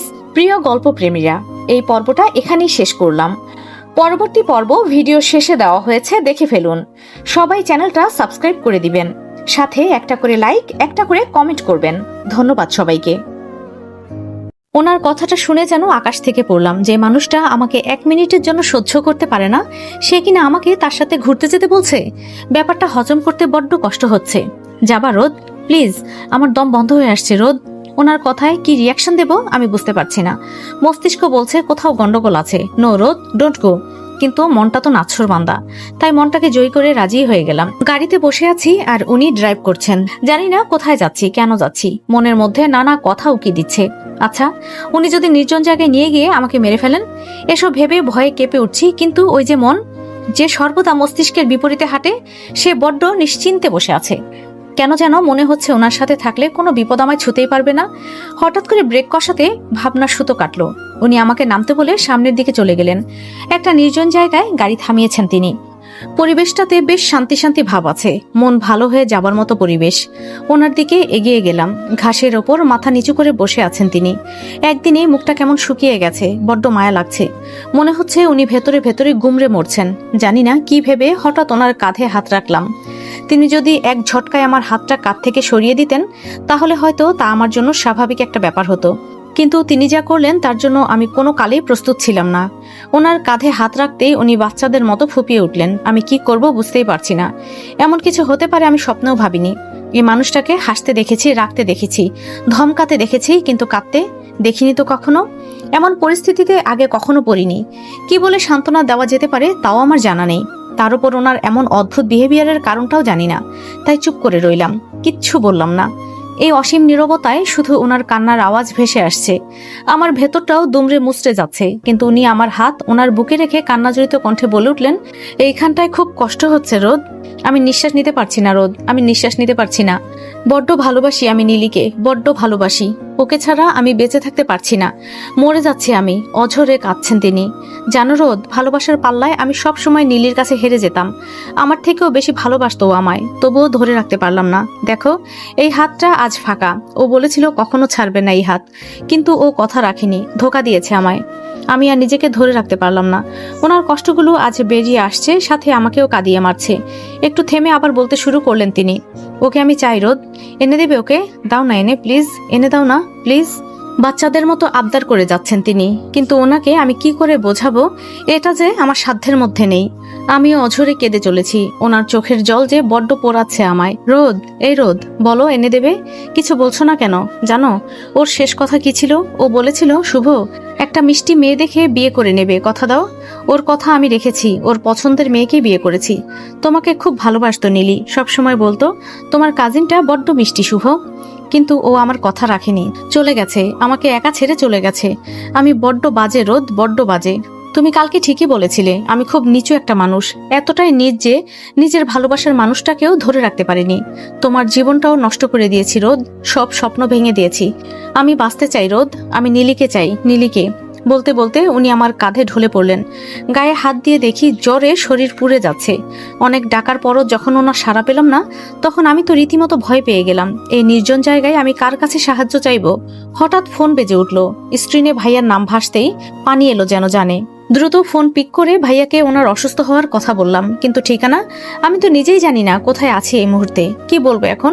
আর কিছুক্ষণ পরেই সন্ধ্যা নেমে আসবে। ভয়ে হাত পা ঠান্ডা হয়ে আসছে আমার। ভাইয়া হঠাৎ বলে উঠলেন আমি যেন ফোনের লোকেশন অন রাখি, ওনারা ট্রেস করে চলে আসবেন। কথাটা শুনে কিছুটা হলেও শান্তি পেলাম। একটা আশার কিরণ উকি দিয়ে গেল মনে। ওনার গায়ে হাত দিয়ে দেখলাম জ্বর বাড়ছে। নিজেই তো একটা বাচ্চা আমি, মাত্র 17 বছর বয়স, কতই বা বড় হয়েছি। ভয়ে হাত পা কাঁপছে। চারপাশে কারো সারা শব্দ নেই। এই সময় আমার সাথে খারাপ কিছু হয়ে গেলে কে বাঁচাবে আমায়? তার উপর উনি কি করব কিছুই বুঝতে পারছিলাম না। ওনার মাথায় পট্টি দেওয়া উচিত, কিন্তু এখানে কিভাবে? গাড়ি চেক করে একটা ওয়াটার পট পেলাম, তাতেও পানি ছিল, কিন্তু কাপড়? বাংলা সিনেমার দরদি নায়িকা শাবানার মতো অনেক চেষ্টা করেও শাড়ির আঁচল ছিঁড়তে পারলাম না। মেজাজটাই বিগড়ে গেল। দেখ, সামান্য একটা শাড়ির আঁচল ছিঁড়তে পারি না আমি। শুভ্র ঠিকই বলেছিল, আমি আসলে একটা মগা। শুভ্রর পাশে বসে এক মনে এসব ভাবছিলাম, কিন্তু কি যেন ভেবে ওনার পকেটে হাত দিলাম। অনেক খুঁজে একটা রুমালও পেলাম, ব্যাস হয়ে গেল। রুমাল ভিজিয়ে ওনার কপালে রেখে ওনার বলা কথাগুলোই ভাবছিলাম। একটা মানুষ এতটা ভালো কি করে বাসতে পারে? নীলিমা আপু বড্ড লাকি, তাকে ভালোবাসার মতো একটা মানুষ আছে যে তাকে পাগলের মতো ভালোবাসে। নীলিমা আপু আর শুভ্রকে দেখে আমারও বড্ড ইচ্ছে হতো শুভ্র ভাইয়ের মতো আমাকেও কেউ এমনই করে যদি ভালোবাসতো। কিন্তু কে জানতো যে শুভ্র ভাইয়াকেই পাবো, আর শুভ্র ভাইয়া হারাবে তার ভালোবাসাকে। নিয়তি এত নিষ্ঠুর কেন? আমার এখনো সেই দিনের কথা স্পষ্ট মনে আছে। কত হাসি খুশি ছিল সবাই, কিন্তু একটা ঝড় এসে আনন্দমাখা দিনগুলোকে লন্ডভন্ড করে দিয়ে গেল। স্বপ্নগুলোকে করে দিল তছনছ। কি ভয়ঙ্কর ছিল সেই দিনটা। ফ্ল্যাশব্যাক। পরীক্ষা দিয়ে বের হতেই দেখি শুভ্র ভাইয়া গেটের কাছে দাঁড়িয়ে আছে। ওনাকে আমার কলেজের সামনে দেখে অবাক হলাম। উনি এখানে কেন? কোনো কাজে এসেছেন কি? আমাকে দেখা মাত্রই উনি আমার দিকে এগিয়ে এলেন। আমি কিছু বলতে যাব তার আগেই আমার হাত ধরে টেনে নিয়ে গাড়িতে বসিয়ে দিলেন। ঘটনার আকস্মিকতায় আমি ভ্যাবাচাকা খেয়ে গেলাম। ওনাকে আমি কোনো কালেই বুঝতে পারিনি, আর আজ কি বুঝবো? তাই নিজের মাথায় খিচুড়ি না পাকিয়ে ওনাকে জিজ্ঞাসা করলাম, ভাইয়া আমরা কোথায় যাচ্ছি? ভাইয়া বলুন না কোথায় যাচ্ছি, আর কেনই বা যাচ্ছি? মা কি জানে? পুরো রাস্তা আমি এমন করে হাজারো প্রশ্ন করে গেছি, আর উত্তর হিসাবে পেয়েছি এক ঝাঁক নিস্তব্ধতা। প্রায় আধা ঘন্টা পর একটা প্রকাণ্ড বাড়ির সামনে গাড়ি থামিয়ে নেমে গেলেন উনি। যাওয়ার সময় শুধু বললেন চলো আমার সাথে। আমি আর কি করতাম, বাধ্য মেয়ের মতো ওনার সাথে বাড়িটায় ঢুকলাম। ড্রয়িং রুমের সোফায় কিছু ভাইয়া বসে আড্ডা দিচ্ছিলেন। আমরা ঢুকতেই এক নজর তাকিয়ে আবার আড্ডায় ব্যস্ত হয়ে পড়লেন। আমি খুব অস্বস্তি ফিল করছিলাম। শুধু শুভ্র ভাইয়ের পিছু পিছু সিঁড়ি বেয়ে উপরে উঠে এলাম। শুভ্র ভাইয়া একটা রুমের দরজা খুলে আমাকে ভেতরে যেতে বললেন। আমিও একরাশ ভয় নিয়ে রুমের ভেতরে পা রাখলাম। রুমে ঢুকে অবাক হওয়ার মাত্রা যেন আরো বেড়ে গেল। বেডের ওপর বিয়ের জন্য মেয়েদের যা যা লাগে প্রায় সব জিনিসই সুন্দর করে সাজিয়ে রাখা হয়েছে। আচ্ছা, শুভ্র ভাইয়া আমাকে কারোর সাথে বিয়ে টিয়ে পরিয়ে দেবে না তো? ব্যাপারটা চিন্তা করতেই ভয়ে শরীর কাঁপতে লাগলো। কি বলবো কিচ্ছু না ভেবে পেয়ে জিজ্ঞাসু দৃষ্টিতে ওনার দিকে তাকালাম। উনি আমার দিকে এক নজর তাকিয়ে আলমারি খুলে একটা প্যাকেট আমার হাতে ধরিয়ে দিলেন। আমি তখনও একইভাবে ওনার দিকে তাকিয়ে আছি। প্যাকেটটা হাতে ধরিয়ে দিয়েই রুম থেকে বেরিয়ে গেলেন উনি। যাওয়ার সময় শুধু বললেন ড্রেসটা চেঞ্জ করে নাও। আমার সাথে কি হচ্ছে আর কি ঠিক হতে চলেছে আমি কিছুই বুঝতে পারছি না। প্যাকেটটা খুলে দেখলাম একটা পিঙ্ক কালারের ড্রেস। বার্থডে গার্লরা সাধারণত এমন ড্রেস পরে, কিন্তু আমাকে এই ড্রেস দেওয়ার কারণ কি? উনি কি তাহলে আমাকে কোনো বার্থডে পার্টিতে নিয়ে যাবেন? যদি তাই হয় তাহলে এভাবে আনার কি দরকার ছিল? আর এসব বিয়ের কাপড় চোপড়ের বা রহস্য কি? চারদিকে শুধু প্রশ্ন প্রশ্ন আর প্রশ্ন। বুঝে উঠতে পারছি না ড্রেসটা পরবো নাকি রেখে দেবো। রেখে দেওয়াটাই বেটার হবে। আবার উনি যদি রেগে যান, তার চেয়ে বরং পরেই নেই। কি হবে কি না হবে সেটা পরে ভাবা যাবে। ড্রেসটা চেঞ্জ করে ওয়াশরুম থেকে বের হতেই উনি হুড়মুড় করে রুমে ঢুকে পড়লেন। আবারও সেই আগের স্টাইলে টানা হ্যাঁচড়া করে গাড়িতে বসালেন আমাকে। নিজেকে আমার পুতুল বলে বোধ হচ্ছে। ওনার যেমন ইচ্ছে উনি আমাকে সেভাবেই চালাচ্ছেন। প্রশ্নের উত্তর দেওয়ারও প্রয়োজন মনে করছেন না। নেহাত উনি আমার মামুর ছেলে, নয়তো চিৎকার চেঁচামেচি করে গণধোলাই খাওয়াতাম। আজীব জনগণ। আরে ভাই নিয়ে যাচ্ছিস নিয়ে যা, আমি কি মানা করেছি? করিনি তো, তাহলে উত্তর দিতে সমস্যাটা কই? যত সব। নিজের মনে বকবক করছিলাম। হঠাৎই গাড়ি থেমে গেল। বিরক্ত হয়ে ওনার দিকে ভুরুকুচকে তাকিয়ে জিজ্ঞাসা করলাম, কি ব্যাপার, থামালেন কেন? উনি আমার প্রশ্নটাকে দূরে ছুঁড়ে ফেলে দিয়ে বললেন, ভেতরে যাও। এতক্ষণে আমি সামনের দিকে তাকালাম। এ কি? এ তো নীলিমাপুদের বাড়ি। কিন্তু উনি আমাকে এখানে আনলেন কেন? আবারও ওনার দিকে প্রশ্নমাখা চোখে তাকালাম। উনি আমার দিকে না তাকিয়ে বলে উঠলেন, ভেতরে গিয়ে নীলির বাবাকে বলবে আজ তোমার জন্মদিন, আর নীলিকে ছাড়া তুমি কেক কাটবা না, তাই তুমি নীলিকে নিতে এসেছো। বাবা মা সহ সবাই ওয়েট করছে তোমার পথ চেয়ে। যেহেতু তুমি নীলির সাথে ওদের বাসায় কয়েকবার এসেছো, আর নীলি তোমাকে ওর স্যারের মেয়ে বলে পরিচয় করিয়ে দিয়েছে, সো ওর বাবা মানা করবে না, সহজে রাজি হয়ে যাবে। আর নীলিকে নিয়ে তুমি বেরিয়ে আসবে, আমি এখানে ওয়েট করছি, নাও গো। ওনার কথা শুনে আমি ওনার দিকে হা করে তাকিয়ে আছি। এসবের মানে কি? আমার ভাবনার মাঝেই উনি ধমক দিয়ে উঠলেন, কি হলো, যাও। কিন্তু এত ভনিতা করার কি দরকার? আর এত নাটকেরই বা কি দরকার? তোমাকে যেতে বলেছি। আমি আর কিছুই বললাম না। রাগে ফুঁসতে ফুঁসতে ভেতরে চলে গেলাম। নীলিমা আপুর বাবা কোন এক অজানা কারণে খুব ভালোবাসে আমায়। সেই ভালোবাসাকে ব্যবহার করছি ভেবে খারাপ লাগছে, কিন্তু আমার কিছুই করার নেই। ভেতরে গিয়ে আঙ্কেলকে ভালো মন্দ জিজ্ঞাসা করে শুভ্র ভাইয়ার শিখিয়ে দেওয়া বলি আওড়ালাম। কাজ হয়েও গেল। নীলি আপুর রুমে গিয়ে দেখি সে একদম তৈরি হয়ে বসে আছে। আমার আর বুঝতে বাকি রইল না, সবকিছুই প্রি প্ল্যান্ড। একমাত্র আমি এক আহামক যে কিছুই জানি না। নীলিমা আপুকে নিয়ে বেরিয়ে পড়লাম। শুভ্র ভাইয়া গাড়িতে ওয়েট করছিল। আমরা বসতেই গাড়ি স্টার্ট দিলেন তিনি। 15 মিনিটের মাথায় আবারও গাড়ি থামলো। বাইরে তাকিয়ে দেখলাম কাজী অফিসের সামনে গাড়ি দাঁড় করানো হয়েছে। এবার কিছু কিছু বুঝতে পারছিলাম। আমরা নামতেই ওনার বাকি ফ্রেন্ডদের দেখতে পেলাম যারা ড্রয়িং রুমে বসেছিল। তাদের মধ্যে একজন কিছু শপিং ব্যাগ এনে আপুর হাতে ধরিয়ে দিয়ে বললেন, সব রেডি আছে, তৈরি হয়ে নাও। হবু ভাবি, রোদ তোমাকে হেল্প করবে। আপু ওয়াশরুমে গিয়ে ড্রেস চেঞ্জ করে নিলেন, তারপর হালকা সাজগোজ। আপুকে এত সুন্দর লাগছিল কি বলবো, ছেলে হলে হয়তো প্রেমেই পড়ে যেতাম। আপুকে সাজাতে গিয়ে যা জানতে পারলাম তার সারাংশ এই, আপুর হঠাৎ করে কাল বিয়ে ঠিক হয়ে গেছে, তাই এই গোপন বিয়ের আয়োজন। বাবা অনেক হার্ড, লাভ ম্যারেজ মেনে নেবে না, তাই এই কাণ্ড। যেন ছেলেকে কাবিননামা দেখিয়ে ভাগানো যায়। আধা ঘন্টার মধ্যেই আপুর সাজ কমপ্লিট।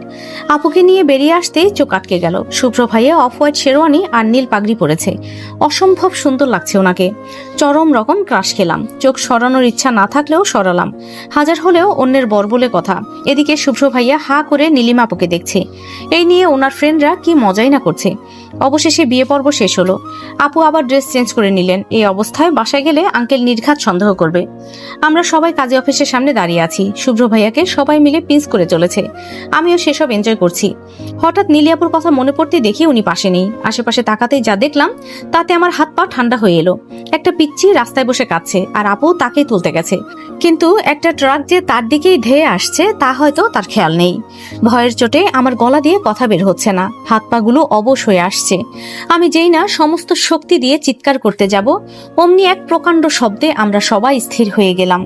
শুভ্র ভাইয়া 2 মিনিট স্থির দৃষ্টিতে রাস্তার দিকে তাকিয়ে থেকেই নীলি বলে গগন বিদারী চিৎকার দিয়ে ছুটে গেলেন, সাথে সবাই। কিন্তু আমি নড়ার ন্যূনতম শক্তি পর্যন্ত পাচ্ছি না। নিজের অজান্তেই চোখ বেয়ে পানি পড়তে লাগলো। এর আগে এমন কোনো পরিস্থিতির সম্মুখীন হইনি আমি। নীলি আপুকে আমি নিজের বোনের মতো ভালোবাসতাম, তাই চোখের সামনে প্রিয় মানুষটির রক্তাক্ত শরীর দেখে আমি বাকরুদ্ধ হয়ে দাঁড়িয়ে আছি। কিছু বলার বা করার শক্তি নেই আমার। নীলি আপু 2 দিন যাবৎ আইসিইউতে লাইফ সাপোর্টে আছেন। ওনার বাবা মা খবর পেয়ে তৎক্ষণাৎ ছুটে এসেছেন। ওনাদের বিয়ের কথাটা বলার সাহস বা পরিস্থিতি কোনোটাই ছিল না, তাই আর বলা হয়ে ওঠেনি। একমাত্র মেয়েকে হারিয়ে আন্টি তো পাগল প্রায়। আঙ্কেলও বারবার সেন্স হারাচ্ছেন, কলিজার টুকরা বলে কথা। আমি আমার নিঃশ্বাসের সাথে পাল্লা দিয়ে দোয়া করছিলাম যেন আপু ভালো হয়ে যায়। সবার মুখে চিন্তার ছাপ। হঠাৎ ডাক্তার এসে বলল নীলি আপুর জ্ঞান ফিরেছে। কথাটা শুনে এত খুশি লাগলো কি বলবো, এবার সব ঠিক হয়ে যাবে। কিন্তু না, আমি ভুল ছিলাম। নীলি আপু মাত্র 5 মিনিটের মাথায় আমাদের সবাইকে ছেড়ে চলে গেলেন। আমি চিৎকার করে কাঁদছি। একটা অপরাধবোধ আমায় কুরে কুরে খাচ্ছে। কেন গেলাম নীলি আপুকে আনতে? কেন? আমি না গেলে উনি আসতেন না, না এভাবে হারিয়ে যেতেন। সবাই কান্না করছে, কিন্তু শুভ্র ভাইয়া না, উনি কান্না করছেন না। একদম শক্ত হয়ে বসে আছেন, যেন এখনো একটা ঘোরের মধ্যে আছেন তিনি। নীলি আপুর চলে যাওয়া উনি মেনে নিতে পারেননি, পারার কথাও না। আমি খুব করে চাচ্ছি উনি কাঁদুক, কেঁদে নিজেকে হালকা করুক, কিন্তু না। উনি এক ফোঁটা চোখের জল ফেললেন না, শুধু নিস্তেজ হয়ে বসে রইলেন। সময়ের সাথে সাথে ধীরে ধীরে সব স্বাভাবিক হয়ে যায়, কিন্তু শুভ্র ভাইয়া স্বাভাবিক হননি। এরপর তাকে আর হাসতে দেখা যায়নি। আমিও পড়াশোনা নিয়ে ব্যস্ত হয়ে পড়ি। সামনে এসএসসি এক্সাম, মাত্র 3 মাস বাকি। ব্যস্ততার মধ্যে সময় যে কিভাবে যায় বোঝাই যায় না। তাই তো দেখতে দেখতে কিভাবে যে 3 মাস কেটে গেল বুঝতেই পারলাম না। সাথে এসএসসি এক্সামও শেষ হলো। এর মধ্যে একবার শুধু ওনাকে দেখেছিলাম। উস্কো খুস্কো চুল, গালের খোঁচা দাড়িগুলো বড় হয়ে জঙ্গলে রূপ নিয়েছে, চোখ দুটো লাল আর হাতে সিগারেট। ওনার চোখে মুখে রাত জাগার স্পষ্ট চিহ্ন দেখতে পেয়েছিলাম আমি। সেদিন বুকের কোথাও একটা বড্ড কষ্ট হয়েছিল। তারপর এলো আমাদের বিয়ের দিন। আমার এক্সামের পরের দিনই আপুর বিয়ের ডেট ফিক্সড করা হলো। শুভ্র ভাইয়ার এই অবস্থায় কেউ আর ধুমধাম করে বিয়ের অনুষ্ঠান করার মুডে ছিল না, তাই ঘরোয়াভাবে বিয়ের আয়োজন করা হলো। আপুর কাবিন হওয়ার কিছুক্ষণ পর মামু হঠাৎ আব্বু আম্মুকে রুমে ডেকে নিলেন। তার কিছুক্ষণ পর মা একটা শাড়ি আর কিছু গহনা নিয়ে আমার রুমে ঢুকলেন। তারপর যা হলো তাতে আমি স্তব্ধ হয়ে গেলাম। মা শুধু বলেছিলেন মামুর কাছে মা ঋণী, আর এই ঋণটা আমাকে শোধ করতে হবে শুভ্রকে বিয়ে করার মাধ্যমে। কথাটা শুনে আমি শুধু মার দিকে অবাক দৃষ্টিতে তাকিয়েছিলাম। কি বলছে মা এসব? আমাকে তার ঋণ পূরণে বলি দিয়ে দিচ্ছে মা? চোখ ফেটে কান্না পাচ্ছিল সেদিন। আরে আমারও তো কিছু স্বপ্ন আছে, আশা আছে, সেগুলোর কি কোনো গুরুত্ব নেই? আমি জানতাম শুভ্র ভাইয়া নীলি আপুকে ঠিক কতটা ভালোবাসে, আর আমাকে যে কোনোদিন মেনে নেবে না তাও জানতাম। সব জানার পর কেন নিজের স্বপ্নগুলোকে জলাঞ্জলি দেব, কেন? কিন্তু মার চোখের পানির সামনে আমার চোখের পানিটাকে ঢাকতে হলো আর বসতে হলো বিয়ের পিঁড়িতে। হঠাৎ কিছুর তীব্র আলো চোখে পড়ায় আমার ভাবনার ঘোর কাটলো। চোখ ধাঁধানো এই আলোর উৎস খুঁজে না পেয়ে চমকে উঠলাম। আচ্ছা, নতুন কোনো বিপদের পূর্বাভাস নয় তো এই আলো? ভয়ে ভেতরে ভেতরে জমে যাচ্ছিলাম। তখনই দুজোড়া পায়ের শব্দ শুনতে পেলাম। তারা যেন দৌড়ে আসছে আমার দিকে, কিন্তু আলোর অপোজিটে থাকায় চেহারাগুলো অন্ধকারে ঢাকা। চোখের ওপর চাপ প্রয়োগ করেও তাদের চেহারা দেখতে ব্যর্থ হয়ে চুপচাপ শেষ পরিণতির অপেক্ষায় চোখ খিচে বসে আছি। হঠাৎ কোনো পরিচিত কণ্ঠে চোখ মেলে তাকালাম। রিদু, বোন, কাঁদিস না বোকা মেয়ে। সামনে ভাইয়াকে হাঁটু গেড়ে বসে থাকতে দেখে নিজেকে সামলাতে পারলাম না। এতক্ষণের আটকে থাকা ভয়, জ্বালা ধরানো অতীত সবকিছু থেকে মুক্তি পেতেই যেন ভাইয়ার বুকে ঝাঁপিয়ে পড়লাম। আমি জানি এখানে আমার ভয় নেই। ভাই নামের এই মানুষটি আমার মুখের দিকে তাকিয়ে পুরো পৃথিবীর সাথে লড়ে যেতে পারবে অবলীলায়। আমার বিয়েটা আটকাতে বাবা মার বাধ্য ছেলেটাও অবাধ্য হয়ে উঠেছিল। আমাকে জড়িয়ে ধরে বাচ্চাদের মতন কেঁদেছিল। শেষ রক্ষা না হওয়ায় বেরিয়ে গিয়েছিল বাড়ি থেকে। রিদু, এই রিদু, কাঁদিস না বোন, দেখ আমি এসে গেছি, সব ঠিক হয়ে যাবে। কোথাও ব্যথা পেয়েছিস বোন? ভাইয়া, কি হলো, ব্যথা পেয়েছিস কোথাও? সরি রে, আমি আসতে দেরি করে ফেলেছি রে, সরি। তুমি কাঁদো কেন? কিছুই হয়নি আমার, কিন্তু ওনার হয়েছে, সেন্সলেস হয়ে গেছেন। আমাকে ছেড়ে ওনাকে ধরো। উপস, সরি শুভ্র ভাইয়া, আমি একা পারবো না, আপনিও ধরেন। আপনার ভাইয়ের স্বাস্থ্য ভয়ানক। রাহাত, তুমি এই পরিস্থিতিতেও মজা করছো? মজা কই করলাম, আই এম সিরিয়াস ভাই। ওনাকে একা তোলা আমার কর্ম নয়। ভাইয়ার কথা শুনে এমন একটা পরিস্থিতিতেও আমার হাসি পাচ্ছে। ভাইয়াটা যে কি, যখন দেখেছে বোন ঠিক আছে, তার মানে জগৎ সংসারে সব ঠিক আছে। শুভ্র বিছানায় শুয়ে আছে, কি নিষ্পাপ লাগছে মুখটা। ডাক্তার আঙ্কেল বলে গেছেন টেনশনের কিছু নেই, অতিরিক্ত মানসিক চাপে এমনটা হয়েছে। নিজেকে বড্ড দোষী মনে হচ্ছে। সেই দিন ওভাবে কথাগুলো বলা ঠিক হয়নি। উনি অসুস্থ, তবু কেমন একটা ভালো লাগা কাজ করছে সারা শরীর জুড়ে। সেই বিকেল থেকে সন্ধ্যা পর্যন্ত, ইভেন গাড়িতেও উনি আমার কোলে মাথা রেখে শুয়েছিলেন। এই প্রথম তাকে কাছে পাওয়া। ওনার এই ক্লান্ত নিষ্পাপ মুখটা আমায় বড্ড টানছে। ইচ্ছে করছে খুব করে আদর করে দেই, কিন্তু একটা সংকোচ ভাব কড়া নেড়ে চলেছে অনবরত। উনি তো আমার নয়, উনি নীলিমাপুর ভালোবাসা। ওনাকে ছোঁয়া বা ভালোবাসার অধিকার কি আমার আছে? কেন থাকবে না? উনি যে আমার স্বামী, অধিকার আমার। কিন্তু নিজের সাথে নিজেরই করা হাজারো তর্ককে থামিয়ে দেয় একটি মাত্র কিন্তু। এই কিন্তুর ভেতর কত যে হাজার প্রশ্ন, সেই প্রশ্নগুলো বেঁধে রেখেছে হাজারো চাওয়া পাওয়ার স্বপ্নগুলো থেকে। রাত 12:20 বাজে, ওনার ঘুম এখনো ভাঙেনি, হয়তো ভাঙবেও না। এবার আর নিজেকে সামলাতে পারলাম না। ওনার কপালে আলতো করে একটা ভালোবাসার পরশ দিয়ে দিলাম। ঘুমের মধ্যে মনে হচ্ছিল কেউ হয়তো আমার দিকে তাকিয়ে আছে। আমার বয়সটা এমন একটা বয়স যখন মস্তিষ্ক ঘুমালেও শরীরটা জেগে থাকে সব সময়। হালকা স্পর্শেও কেঁপে ওঠে এই শরীর। হাজারো কৌতূহল নিয়ে ঘুম মাখা চোখ মেলে তাকালাম। শুভ্র আমার দিকে তাকিয়ে আছে, কিছু একটা ভাবছে সে। আমি নড়ে চড়ে উঠতেই উনি আমার চোখের দিকে তাকিয়ে বললেন, থ্যাঙ্কস আমায় সামলে নেওয়ার জন্য। আমি কি বলবো বুঝতে পারছিলাম না। ওনার মুখে প্রথম থ্যাঙ্কস শুনে কি রিয়াকশন দেওয়া উচিত তাই যেন ভুলে গেছি। আমার দায়িত্ব ছিল বলে কোনো রকম কাটিয়ে দিলাম কথাটাকে। রোদ, কিছু বলবেন? হ্যাঁ, তোমার সাথে ইম্পর্টেন্ট কথা ছিল। জি বলুন। তুমি এখনো বাচ্চা একটা মেয়ে, 18-র গণ্ডিতে পা রাখতে পারোনি এখনো, আর আমার জন্য তোমার জীবনটাই নষ্ট হয়ে গেল। বাবা খুব স্বার্থপরের মতো কাজ করেছে রোদ। নিজের ছেলের খুশির ঝোলা ভরতে গিয়ে তোমার খুশির ঝুলিটা ফাঁকা করে দিয়েছেন একদম। কিন্তু আফসোস, না পারলাম আমি হ্যাপি হতে, না পারলে তুমি। কিন্তু আপাতত একজনের তো ভালো থাকা উচিত, তাই না? কথাগুলো উনি খুব শান্ত কণ্ঠে বলেছিলেন, খুব গুছিয়ে। মনে হচ্ছিল হয়তো আগে থেকে ভেবে রাখা কথাগুলো আউড়ে চলেছেন, আর আমি নিস্তব্ধ হয়ে শুনছি। কি বলতে চান তিনি? উনি একটু থেমে আবার বলতে লাগলেন, তোমার ভালো থাকা উচিত রোদ, ইউ ডিজার্ভ ইট। আমি জানি যা হয়েছে তাতে তোমার লাইফে দাগ পড়েছে, সাথে সাথে তোমার মনেও। আমি সেই দাগ মেটাতে পারবো না, কিন্তু আর কোনো দাগ যেন না লাগে সেই চেষ্টা করতেই পারি। আমি তোমাকে তোমার সবটুকুই ফিরিয়ে দিতে চাই রোদ। তোমাকে আমি সম্পূর্ণ মুক্তি দিতে পারবো না, কারণ বাবা সেটা মেনে নেবে না। কিন্তু আমি তোমাকে বলছি, আমি কখনো স্বামীর অধিকার নিয়ে তোমার সামনে দাঁড়াবো না, তোমার স্বাধীনতায় কখনো বাধা হয়ে দাঁড়াবো না। তুমি তোমার স্বপ্নের দিকে এগিয়ে যাও, আমাদের সম্পর্ক তাতে বাধা হবে না, কখনো না। বলেই উনি ওয়াশরুমে চলে গেলেন। আমি স্তব্ধ হয়ে বসে আছি। কত ইজিলি কথাগুলো বলে গেলেন। সবটুকু আমাকে ভেবেই বলেছেন উনি, কিন্তু সেই আমি তো তা মেনে নিতে পারছি না। যেই পরিণামটা জানাই ছিল, সেই পরিণামটাকে যে মেনে নিতে এত কষ্ট হচ্ছে কেন তা বুঝতে পারছি না। কাঁদতে ইচ্ছা করছে, চিৎকার করে কাঁদতে ইচ্ছা করছে। দুদিন হলো আমাদের বাড়ি থেকে শুভ্রদের বাড়ি এসেছি। এই দুদিনে ওনার সাথে খুব বেশি প্রয়োজন ছাড়া কথা হয়নি। আগে তবু ঝগড়ার ছলে কথা হতো, কিন্তু এখন সেই ঝগড়াটাও নেই। খুব ইচ্ছে করে ওনার সাথে গল্প করতে, হাসতে, কিন্তু আবার সেই কিন্তু। এই কিন্তুটাই আমার জীবনের বড্ড বড় বাধা, যাকে আমি অতিক্রম করতে পারছি না। আজ মামু আমাকে আর শুভ্রকে রুমে ডেকে পাঠিয়েছে, জানি না কেন, জানার কোনো ইচ্ছেও নেই। আজকাল কৌতূহল জিনিসটা কাজ করা বন্ধ করে দিয়েছে মনে হয়, তবুও যেতে হবে। মামুর জরুরি তলব বলে কথা। শুভ্রর জন্য অপেক্ষা করছি। সে এখন পড়াশোনার পাশাপাশি মামুর অফিসও সামলাচ্ছে। অভ্র ভাইয়ার দায়িত্বটা নিজের কাঁধে তুলে নিয়েছে, হয়তো কষ্ট ভুলে থাকার জন্য নিজেকে ব্যস্ততায় আটকে রাখা। বড্ড একা লাগে এখন। আপু অভ্র ভাইয়ের সাথে চট্টগ্রাম চলে গেছে। আপু চট্টগ্রাম ভার্সিটিতে পড়ে। পড়াশোনা শেষ হতে আরো 2 বছর। তাই মামু ডিসিশন নিয়েছে, আপুর পড়াশোনা চলাকালীন সময়ে অভ্র ভাইয়া চট্টগ্রামের কোম্পানি সামলাবে আর আপুর সাথে ওখানেই থাকবে। বাড়ির বউকে তো আর এত দূরে একা রাখা যায় না, এটাই মামুর বক্তব্য। রুমে পায়ের শব্দ শুনতে পাচ্ছি, হয়তো উনি এসেছেন। তাই চটপট ব্যালকনি থেকে রুমে ঢুকলাম। আমার দিকে এক নজর তাকিয়েই ওয়াশরুমে ঢুকে গেলেন তিনি। আমিও কফি আনতে চলে গেলাম নিচে নামতেই আরিফ চাচা জানালেন মামু রুমে যেতে বলেছে। আমিও মাথা ঝাঁকিয়ে সম্মতি জানিয়ে কফি হাতে ওপরে চলে এলাম। সাধারণত বাড়ির কাজের লোকদের নাম হয় রহিম, করিম, যদু, কদু ইত্যাদি। কিন্তু বিস্ময়কর ব্যাপার হলো, এই বাড়ির প্রায় সব কাজের লোকদের নামগুলি সুন্দর, যেমন আরিফ, মাধবী, রাহেলা। মামু হয়তো নাম যাচাই করেই সবাইকে কাজে নিয়েছে, নিতেও পারে, হু নোজ। একদিন জিজ্ঞাসা করে দেখতে হবে। এসব ভাবতে ভাবতেই রুমে পা রাখলাম। উনি এতক্ষণে ফ্রেশ হয়ে ল্যাপটপ নিয়ে বসে গেছেন। আমি ওনার সামনে কফির কাপটা এগিয়ে দিয়ে বললাম, মামু ডেকেছে।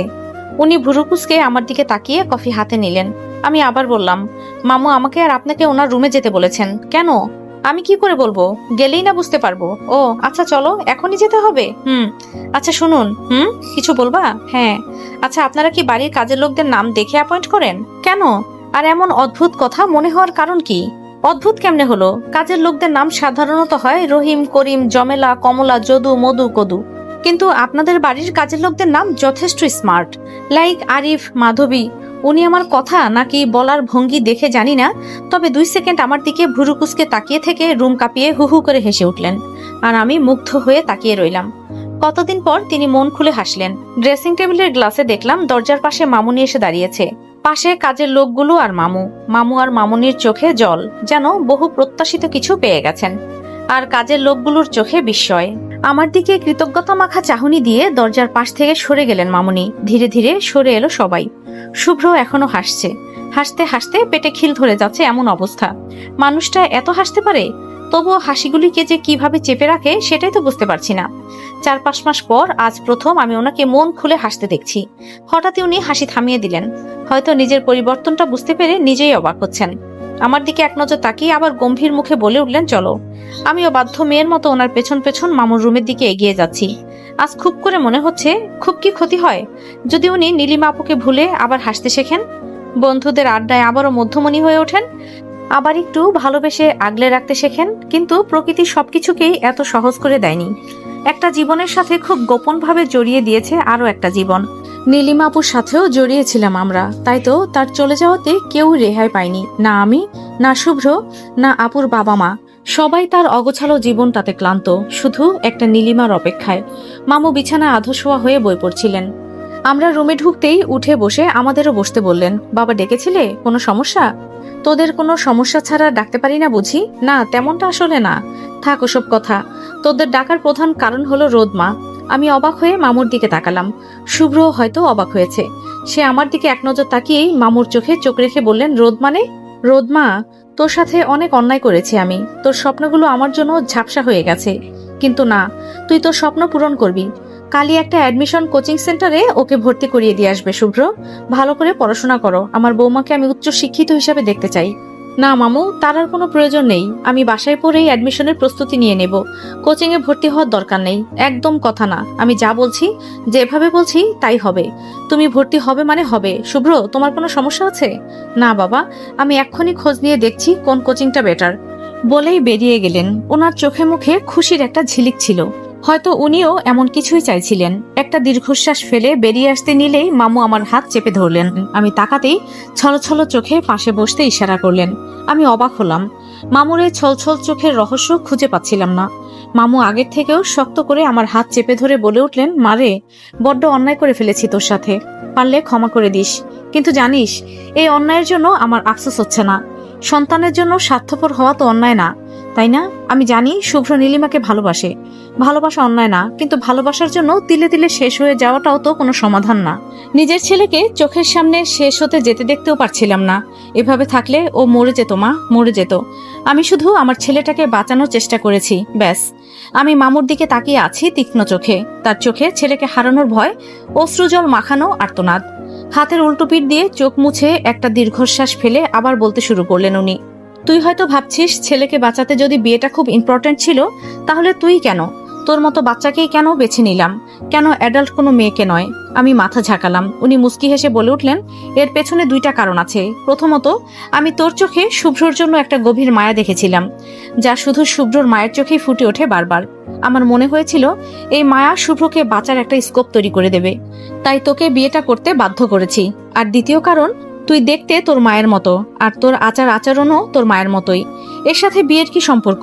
ভুরু কুঁচকে অবাক হয়ে জিজ্ঞাসা করলাম। মামু এবার হু হু করে হেসে উঠলেন। আমি এবার আরো অবাক হলাম। কি ব্যাপার, উনি হাসছেন কেন? দেখেছিস, তুই যে ভুরু কুঁচকে তাকালি, তোর মাও ঠিক এভাবেই তাকায়। তোর মা আমাকে বাঁচার আশা দিয়েছিল, আর তুই দিবি আমার ছেলেকে। কি পারবি না? মানে মা বাঁচার আশা দিয়েছিল মানে? আমি তো কিছুই বুঝতে পারছি না। এত বুঝতে হবে না, তোকে অন্যদিন না হয় সব খুলে বলবো। না না প্লিজ, আজই বলো না, নয়তো আমার রাতে ঘুমই হবে না। তুই বায়নাও করিস তোর মায়ের মতো, আমার ছেলেটাকেও তোর মায়ের মতো সামলে নিস মা। এবার যা, এক কাপ চা নিয়ে আয় তো। বুঝতে পারলাম মামু কথা ঘুরাতেই চাইছে, তাই আমিও আর জোর করলাম না। বিছানা থেকে উঠে দাঁড়িয়ে দরজার দিকে ফিরতেই শুভ্রকে দেখতে পেলাম দরজায় দাঁড়িয়ে আছেন। ওনার চোখ মুখ দেখে বুঝতে পারছিলাম না যে উনি কি আমার আর মামুর কথা শুনেছেন নাকি শোনেননি। উনি আমার দিকে এক নজর তাকাতেই চোখ সরিয়ে নিলেন, আমাকে পাশ কাটিয়ে মামুর পাশে গিয়ে দাঁড়ালেন। আমিও চা আনতে নিচে চলে গেলাম। মামুর কথা শুনে বুঝতে পারছি উনি আমাকে কোচিংয়ে ভর্তি করিয়েই ছাড়বেন, কিন্তু টাকা? আমি এত টাকা কোথায় পাবো? ভর্তি ফি, বই খাতা বাবদ 15 থেকে 20,000 টাকা তো অ্যাটলিস্ট লাগবেই। মামু বা শুভ্রর টাকায় আমি কোচিংয়ে ভর্তি হব না। শুভ্রর মুখে শোনা লোভী পদবিটা এখন আমার কানে বাজে না। নিজের আত্মসম্মানের সাথে কোনো কম্প্রোমাইজ নয়।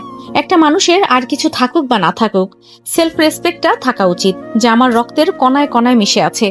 টাকা আমার জোগাড় করতেই হবে, কিন্তু কিভাবে? বাবাকে বলা যাবে না, তাহলে বাবা মামুকে ভুল বুঝবে। এসএসসি পাশ করার সার্টিফিকেটও তো হাতে পাইনি, তো চাকরি করাটা নেহাত কল্পনা। ওসব শুধু গল্প নাটকেই হয়, রিয়েল লাইফে নয়।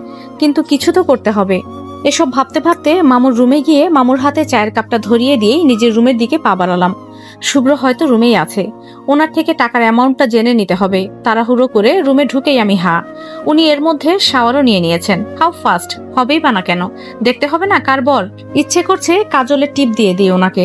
এত কিউট হতে কে বলেছে? ভেজা চুল থেকে টুপটাপ পানি ঝরছে, বুকে লেপ্টে থাকা লোমগুলো কি আকর্ষণীয়। ইচ্ছে করছে ওনার বুকে জমে থাকা ফোটা ফোটা পানিগুলো ছুঁয়ে দেই আলতো হাতে। হঠাৎই দুষ্টু বুদ্ধি খেলে গেল মাথায়। চটপট বিছানার পাশে গিয়ে বসলাম। উনি আমাকে দেখে যেন অস্বস্তিতে পড়ে গেলেন। তাড়াহুড়ো করে আলমারির দিকে এগিয়ে গেলেন, হয়তো ড্রেস বের করবেন। ঢং দেখলে মেজাজ বিগড়ে যায়, ন্যাকামি।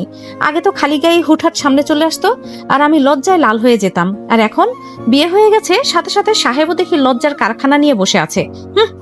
উনি তাড়াহুড়ো করে বিছানার পাশ দিয়ে আলমারির দিকে এগিয়ে যাচ্ছিলেন, অমনি ওনার পায়ের সাথে পা লাগিয়ে দিলাম।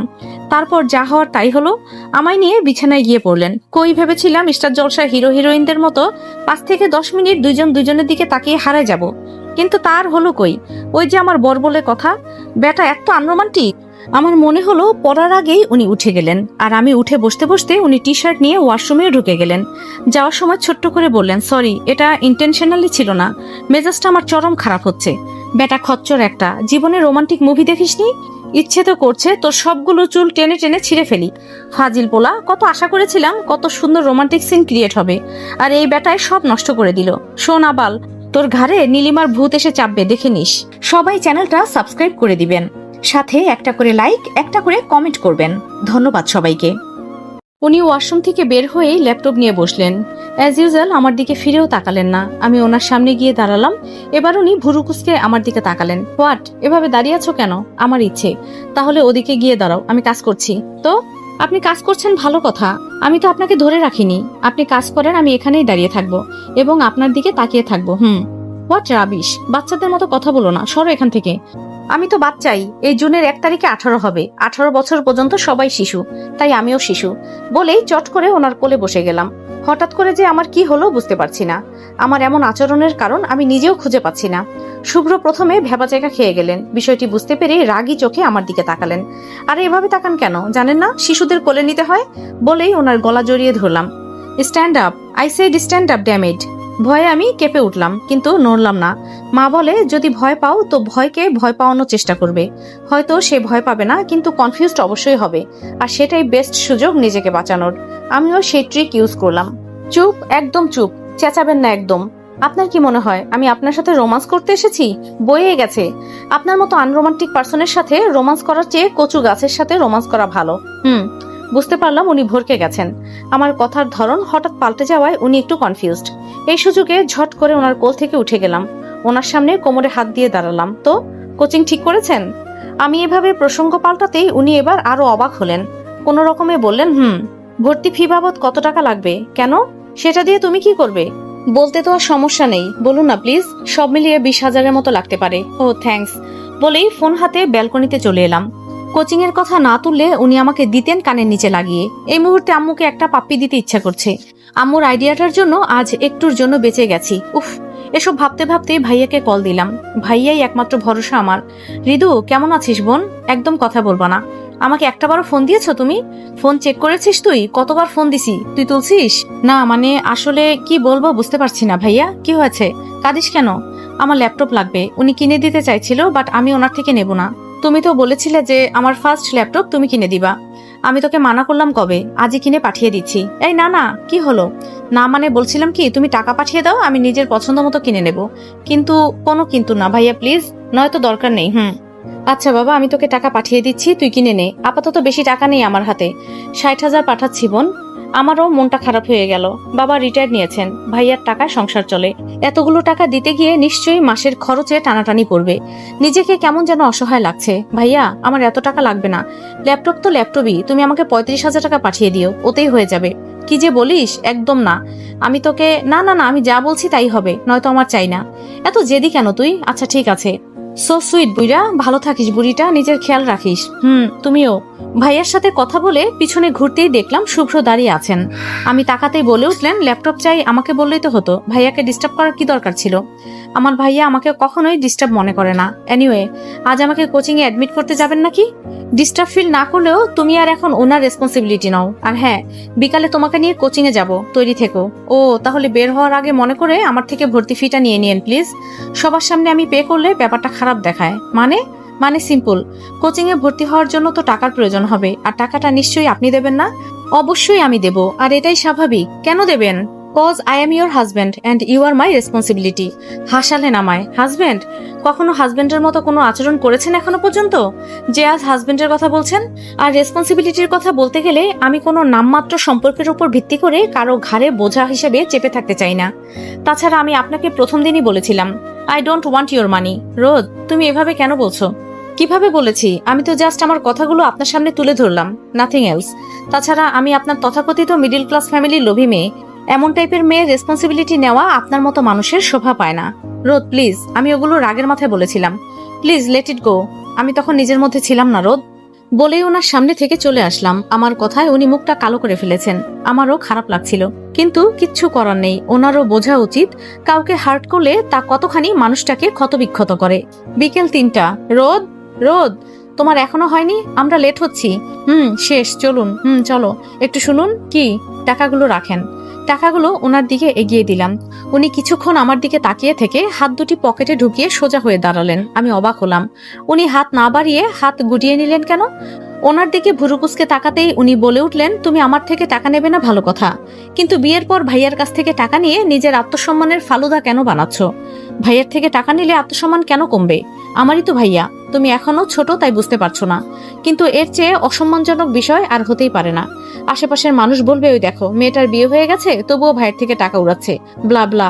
তুমি যেহেতু এই বাড়ির বউ, আমার রেসপন্সিবিলিটি হলো তোমার সম্মান রক্ষা করা, তাই কিনা বলো? আমি বোকার মতো মাথা নাড়লাম, কারণ বিষয়টা সত্যি চিন্তার, আমি তো এভাবে ভাবি নাই।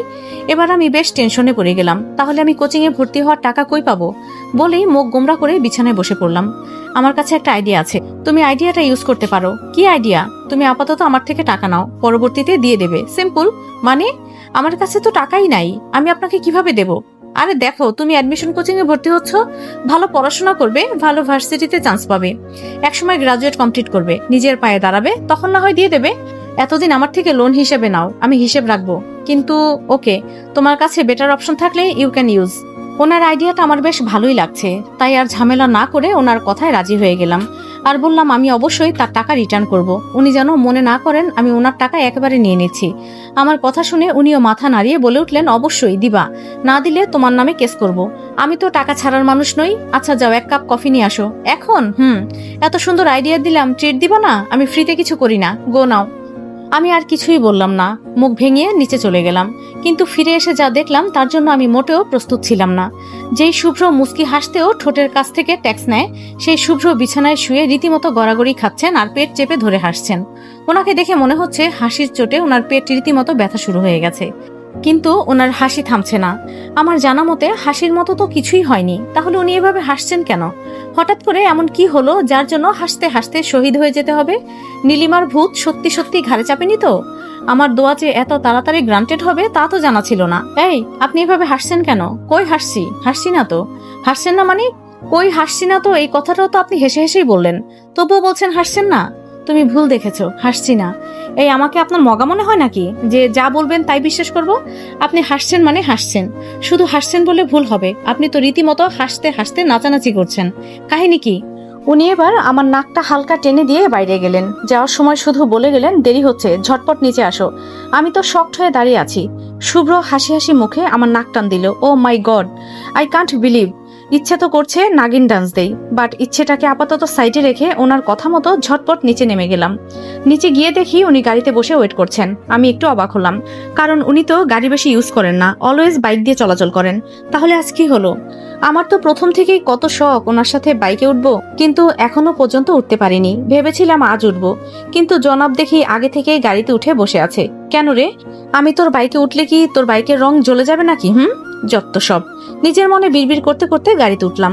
আমি গাড়িতে ওঠা মাত্রই গাড়ি চলতে শুরু করলো। দুজনেই চুপচাপ বসে আছি।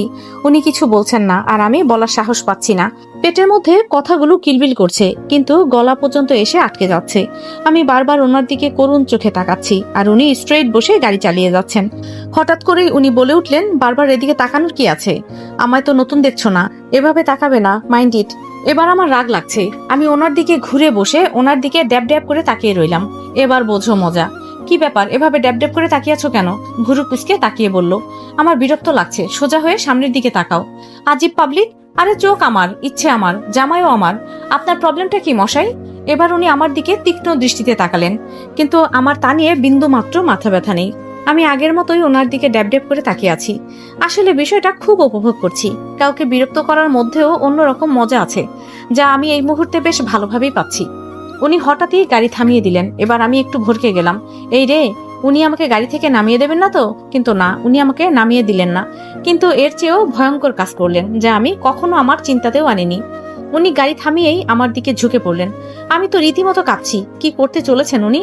এই মুহূর্তে আমার মাথায় একসাথে শতাধিক প্রশ্ন ঘুরে বেড়াচ্ছে। উনি এভাবে কাছে আসায় আমার হার্টবিট 1000 গুণ স্পিডে ছুটছে। উনি আমার ভাবনা চিন্তা থামিয়ে দিয়ে আমার ওড়নাটা টেনে নিজের হাতে নিয়ে নিলেন। আমি হা হয়ে তাকিয়ে আছি। আগের মতো অসভ্য আচরণ শুরু করে দিয়েছেন উনি। আমি ঠিকই ছিলাম, নীলিমার ভূতি চেপেছে ওনার ঘাড়ে। কেন যে এমন অদ্ভুত দোয়া করেছিলাম, এখন নিজেকেই ভুগতে হচ্ছে। আমি 2 হাত দিয়ে নিজেকে ঢাকার চেষ্টা করতে করতে বললাম, কি করছেন এসব? অসভ্যর মতো আচরণ করছেন কেন? আমার ওড়না দিয়ে দিন বলছি। আজিব, অসভ্যর কি আছে? হাত আমার, ইচ্ছে আমার, বউ আমার, আর বউয়ের ওড়নাটাও আমার। তোমার কি সমস্যা হচ্ছে বুঝলাম না তো। শয়তানি হাসি দিয়ে কথাটা বললেন উনি। উনি আমার ডোজটা আমাকেই দিয়ে দিলেন। রাগে দুঃখে নিজের চুল ছিঁড়তে ইচ্ছে করছে আমার। কি দরকার ছিল ওনার সাথে লাগার? এখন হলো তো। আমি ওনার দিকে করুণ চোখে তাকিয়ে বললাম, ওনাটা দিয়ে দিন না প্লিজ, আর তাকাবো না আপনার দিকে, প্রমিস। কিন্তু খাটাস বলে কথা, এত সহজে মানবে কেন? না মানার অধিকার তো তার আছে। তাকাবে কি তাকাবে না সেটা তো তোমার ইচ্ছের উপর নির্ভর করছে, আর আমি ওড়নাটা দেবো কিনা এটা আমার উপর নির্ভর করছে। আর এই মুহূর্তে আমার মোটেও ওড়নাটা দিতে ইচ্ছে করছে না, সো সরি। ওনার হাসি দেখে ইচ্ছে করছে ওনার গলা চেপে ধরি, কিন্তু কি আর করা, কথায় আছে না, হাতি কাদায় পড়লেও পিঁপড়াও লাথি মারে। আমি ওনার দিকে টলমলো চোখে তাকিয়ে রইলাম। প্লিজ। এবার ওনার একটু দয়া হলো। উনি বললেন ওড়না দেবে, কিন্তু একটা শর্ত আছে। আমিও বাধ্য হয়ে রাজি হয়ে গেলাম। আর উনি শয়তানি হাসি দিয়ে বলে উঠলেন, গুড। শর্তটা হলো এই 1 সপ্তাহ আমি যা বলবো তুমি তাই করবা। কি রাজি তো? হ্যাঁ রাজি। আর কোনো উপায় রেখেছেন কি ভেবে বলছো তো? মাথা নিচু করে বললাম আমি। আমি আর চোখে ওনার দিকে তাকালাম। ওনার শয়তানি হাসি দেখেই বুঝতে পারছি আমার জীবন শেষ। বাসায় ফিরছি আর ওনার দিকে আর চোখে তাকাচ্ছি। ওনার মাথায় কি চলছে তাই বোঝার চেষ্টা করছি, কিন্তু উনি আমার চেষ্টায় জল ঢেলে দিয়ে চুপচাপ ড্রাইভ করে চলেছেন। কি আলতো হাতে ড্রাইভ করছেন উনি। ওনার হাতের ওপরও কেমন প্রেম প্রেম ভাব আসছে আমার। এত কিউট কেন উনি? ইচ্ছা করছে গাল দুটো টেনে দিই, টাইট একটা কিসি দেই, কিন্তু তা কি আর আমার ভাগ্যে আছে নাকি? বেটা দেবদাস নীলি নীলি করেই মরে যাচ্ছে। মুখটা গোমরা করে বসে আছি। মনে হচ্ছে কেউ আমার সামনে চকলেট আইসক্রিম রেখে দিয়েছে, বাট আমি সেটা খেতে পারছি না। কিন্তু অপর পাশ থেকে ক্রমাগত লোভ দেখিয়ে চলেছে। আমাকে মন খারাপ করে থাকতে দেখেই হয়তো উনি বলে উঠলেন, কি হয়েছে? কিছু করেছেন যে কিছু হবে? বলে জিব্বায় কামড় দিলাম। ছি, কি বলে ফেললাম। উনি অবাক হয়ে আমার দিকে তাকিয়ে থেকে ভুরু কুসকে বলে উঠলেন, কি বললা? কই কিছু না তো। বাচ্চা একটা মেয়ের মুখে এত বাজে কথা কোথা থেকে যে আসে। এই শুনুন, আমি মোটেও বাচ্চা নই, যথেষ্ট অ্যাডাল্ট। আমার তো বিয়েও হয়ে গেছে। বাচ্চা একটা মেয়ের মুখে এত বাজে কথা কোথা থেকে যে আসে। এই শুনুন, আমি মোটেও বাচ্চা নই, যথেষ্ট অ্যাডাল্ট। আমার তো বিয়েও হয়ে গেছে। উনি এবার হু হু করে হেসে দিলেন। আমার আবারও নীলিমার ভূতের কথা মনে পড়ে গেল। আল্লাহ, এখন তো আরো রাত। উনি যদি আমাকে মেরে টেরে ফেলেন। হায় আল্লাহ ভেবেই গাড়ির দরজার সাথে লেগে বসে সন্দেহের দৃষ্টিতে ওনার দিকে তাকিয়ে বলে উঠলাম, কি ব্যাপার, হাসছেন কেন? তুমি অ্যাডাল্ট? Like seriously? এখনো নাক টিপলে দুধ বের হবে, আর বলছে কিনা আমি অ্যাডাল্ট। হা হা, please don't make me laugh. আমি তোমার থেকে 5 বছরের বড়, ওকে? এবার আমার রাগ লাগছে। উনি আমাকে অপমান করছেন। এক্সকিউজ মি, আপনি বুইড়া বলে যে সবাই বাচ্চা হবে তা কিন্তু না, ওকে? কি আমি বুইড়া? অবশ্যই আপনি বুইড়া। আমি বাচ্চা হলে আপনি 100% খাঁটি বুইড়া। Are you mad? তোমার চোখে কি সমস্যা আছে? আমার মতো হট অ্যান্ড হ্যান্ডসাম ছেলেকে তোমার কাছে বুইড়া মনে হয়? তুমি জানো মেয়েরা আমাকে দেখে ফিদা হয়ে যায়। ও রিয়েলি? Nice joke. আপনি হট অ্যান্ড হ্যান্ডসাম হলে পৃথিবীর সমস্ত হ্যান্ডসাম ছেলেরা সুইসাইড করবে। শুধু তাই নয়, আই থিঙ্ক হ্যান্ডসাম শব্দটাও আপনার নিজেকে হ্যান্ডসাম দাবি করায় লজ্জা পাচ্ছে। প্লিজ তার প্রতি রহম করুন। আর কি জানি বললেন, ফিদা? কই, আমি তো ফিদা হলাম না। তোমার মধ্যে মেয়ে টাইপের কিছু আছে নাকি যে ফিদা হবা? মানে চেঁচাও কেন? ঠিকই তো বলেছি। তুমি মেয়ে না ছেলে এটা বুঝতেই সবার 2 মিনিট সময় লাগবে। আমি এবার কেঁদেই দিলাম। উনি কি করে পারলেন আমাকে এত বাজে কথা বলতে? খাটাস একটা। এই কাঁদো কেন? তো আপনি এভাবে বললেন কেন? তো তুমিও তো বলেছো আমায়, আমি কান্না করেছি। এখনই প্রুভ হলো তুমি বাচ্চা, বাচ্চাদের মতো ফ্যাস ফ্যাস করে কাঁদছো। ওনার সাথে ঝগড়া করতে করতেই বাসায় এসে পৌঁছালাম। ছেলেরা যে এভাবে কোমর বেঁধে ঝগড়া করে জানতাম না। উফ, ডিনার করে রুমে এসে ফ্রেশ হয়ে যেই না বিছানায় বসতে যাব, অমনি উনি বলে উঠলেন, রোদ, এই রোদ, কি হয়েছে? কফি খাবো তো? আমি খাওয়াই দিব? জি না, শুধু একটু নিয়ে এসে দিলে চলবে গো।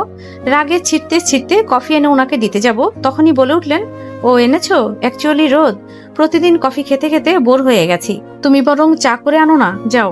কথাটা বলে ল্যাপটপটা কোলে নিয়ে কাজ করতে লাগলেন। মেজাজ আমার ব্যাপক গরম হয়ে আছে। একে তো বাইরে থেকে আসছি, একটু রেস্ট নেব তাও না, এই সাদা বিলে আমাকে খাটিয়ে মারছে। কিছু না বলে চলে গেলাম নিচে। মামানি নিজের জন্য চা বানিয়ে মাত্রই মুখে দেবে, অমনি ওনার হাত থেকে চাটা নিয়ে চলে এলাম। আমি বুঝতে পারছি উনি অবাক হচ্ছেন, কিন্তু কিছু করার নেই। চাটা এনে ওনাকে দিতেই বলে উঠলেন, আরে দুধ চা আনছো কেন? আমি দুধ চা খাই না, রং চা আনো। এবার আমার মাথায় আগুন ধরে গেল। ব্যাটার চুলগুলো আমার টেনে ছিঁড়ে ফেলতে ইচ্ছা করছে। শালা খচ্চর একটা। আমি পারবো না। আপনার সব কথা শুনতে হবে নাকি? আজিব। হ্যাঁ শুনতে হবে। তুমি ভুলে গেছো? গাড়িতে বলছিলা আমার সব কথা শুনে চলবে। যাও যাও নিয়ে আসো। ইস, আজ থেকে আর ওড়নাই পরবো না। এই ওড়নাই যত নষ্টের গোড়া। রাগে যেন আমার মাথা ফেটে যাচ্ছে। উফ, লোকটা কি ইরিটেটিং। রাগে ফোসাতে ফোসাতে নিচে নামলাম। এবার মামুও মামানির সাথে বসে আছে। মামানি আমাকে দেখে তাড়াতাড়ি চায়ে চুমুক দিলেন। আমি সোজা আরিফ চাচার সামনে দাঁড়ালাম। উনি মামুকে চা দিচ্ছিলেন। মামু উইদাউট সুগার রং চা খায় জানতাম, তাই ওনার হাত থেকে চাটা নিয়ে নিচে বসে থাকা সবাইকে দ্বিতীয়বারের মতো অবাক হওয়ার সুযোগ করে দিয়ে ওখান থেকে কেটে পড়লাম। এবার রুমে গিয়ে সোজা ওনার সামনে দাঁড়ালাম।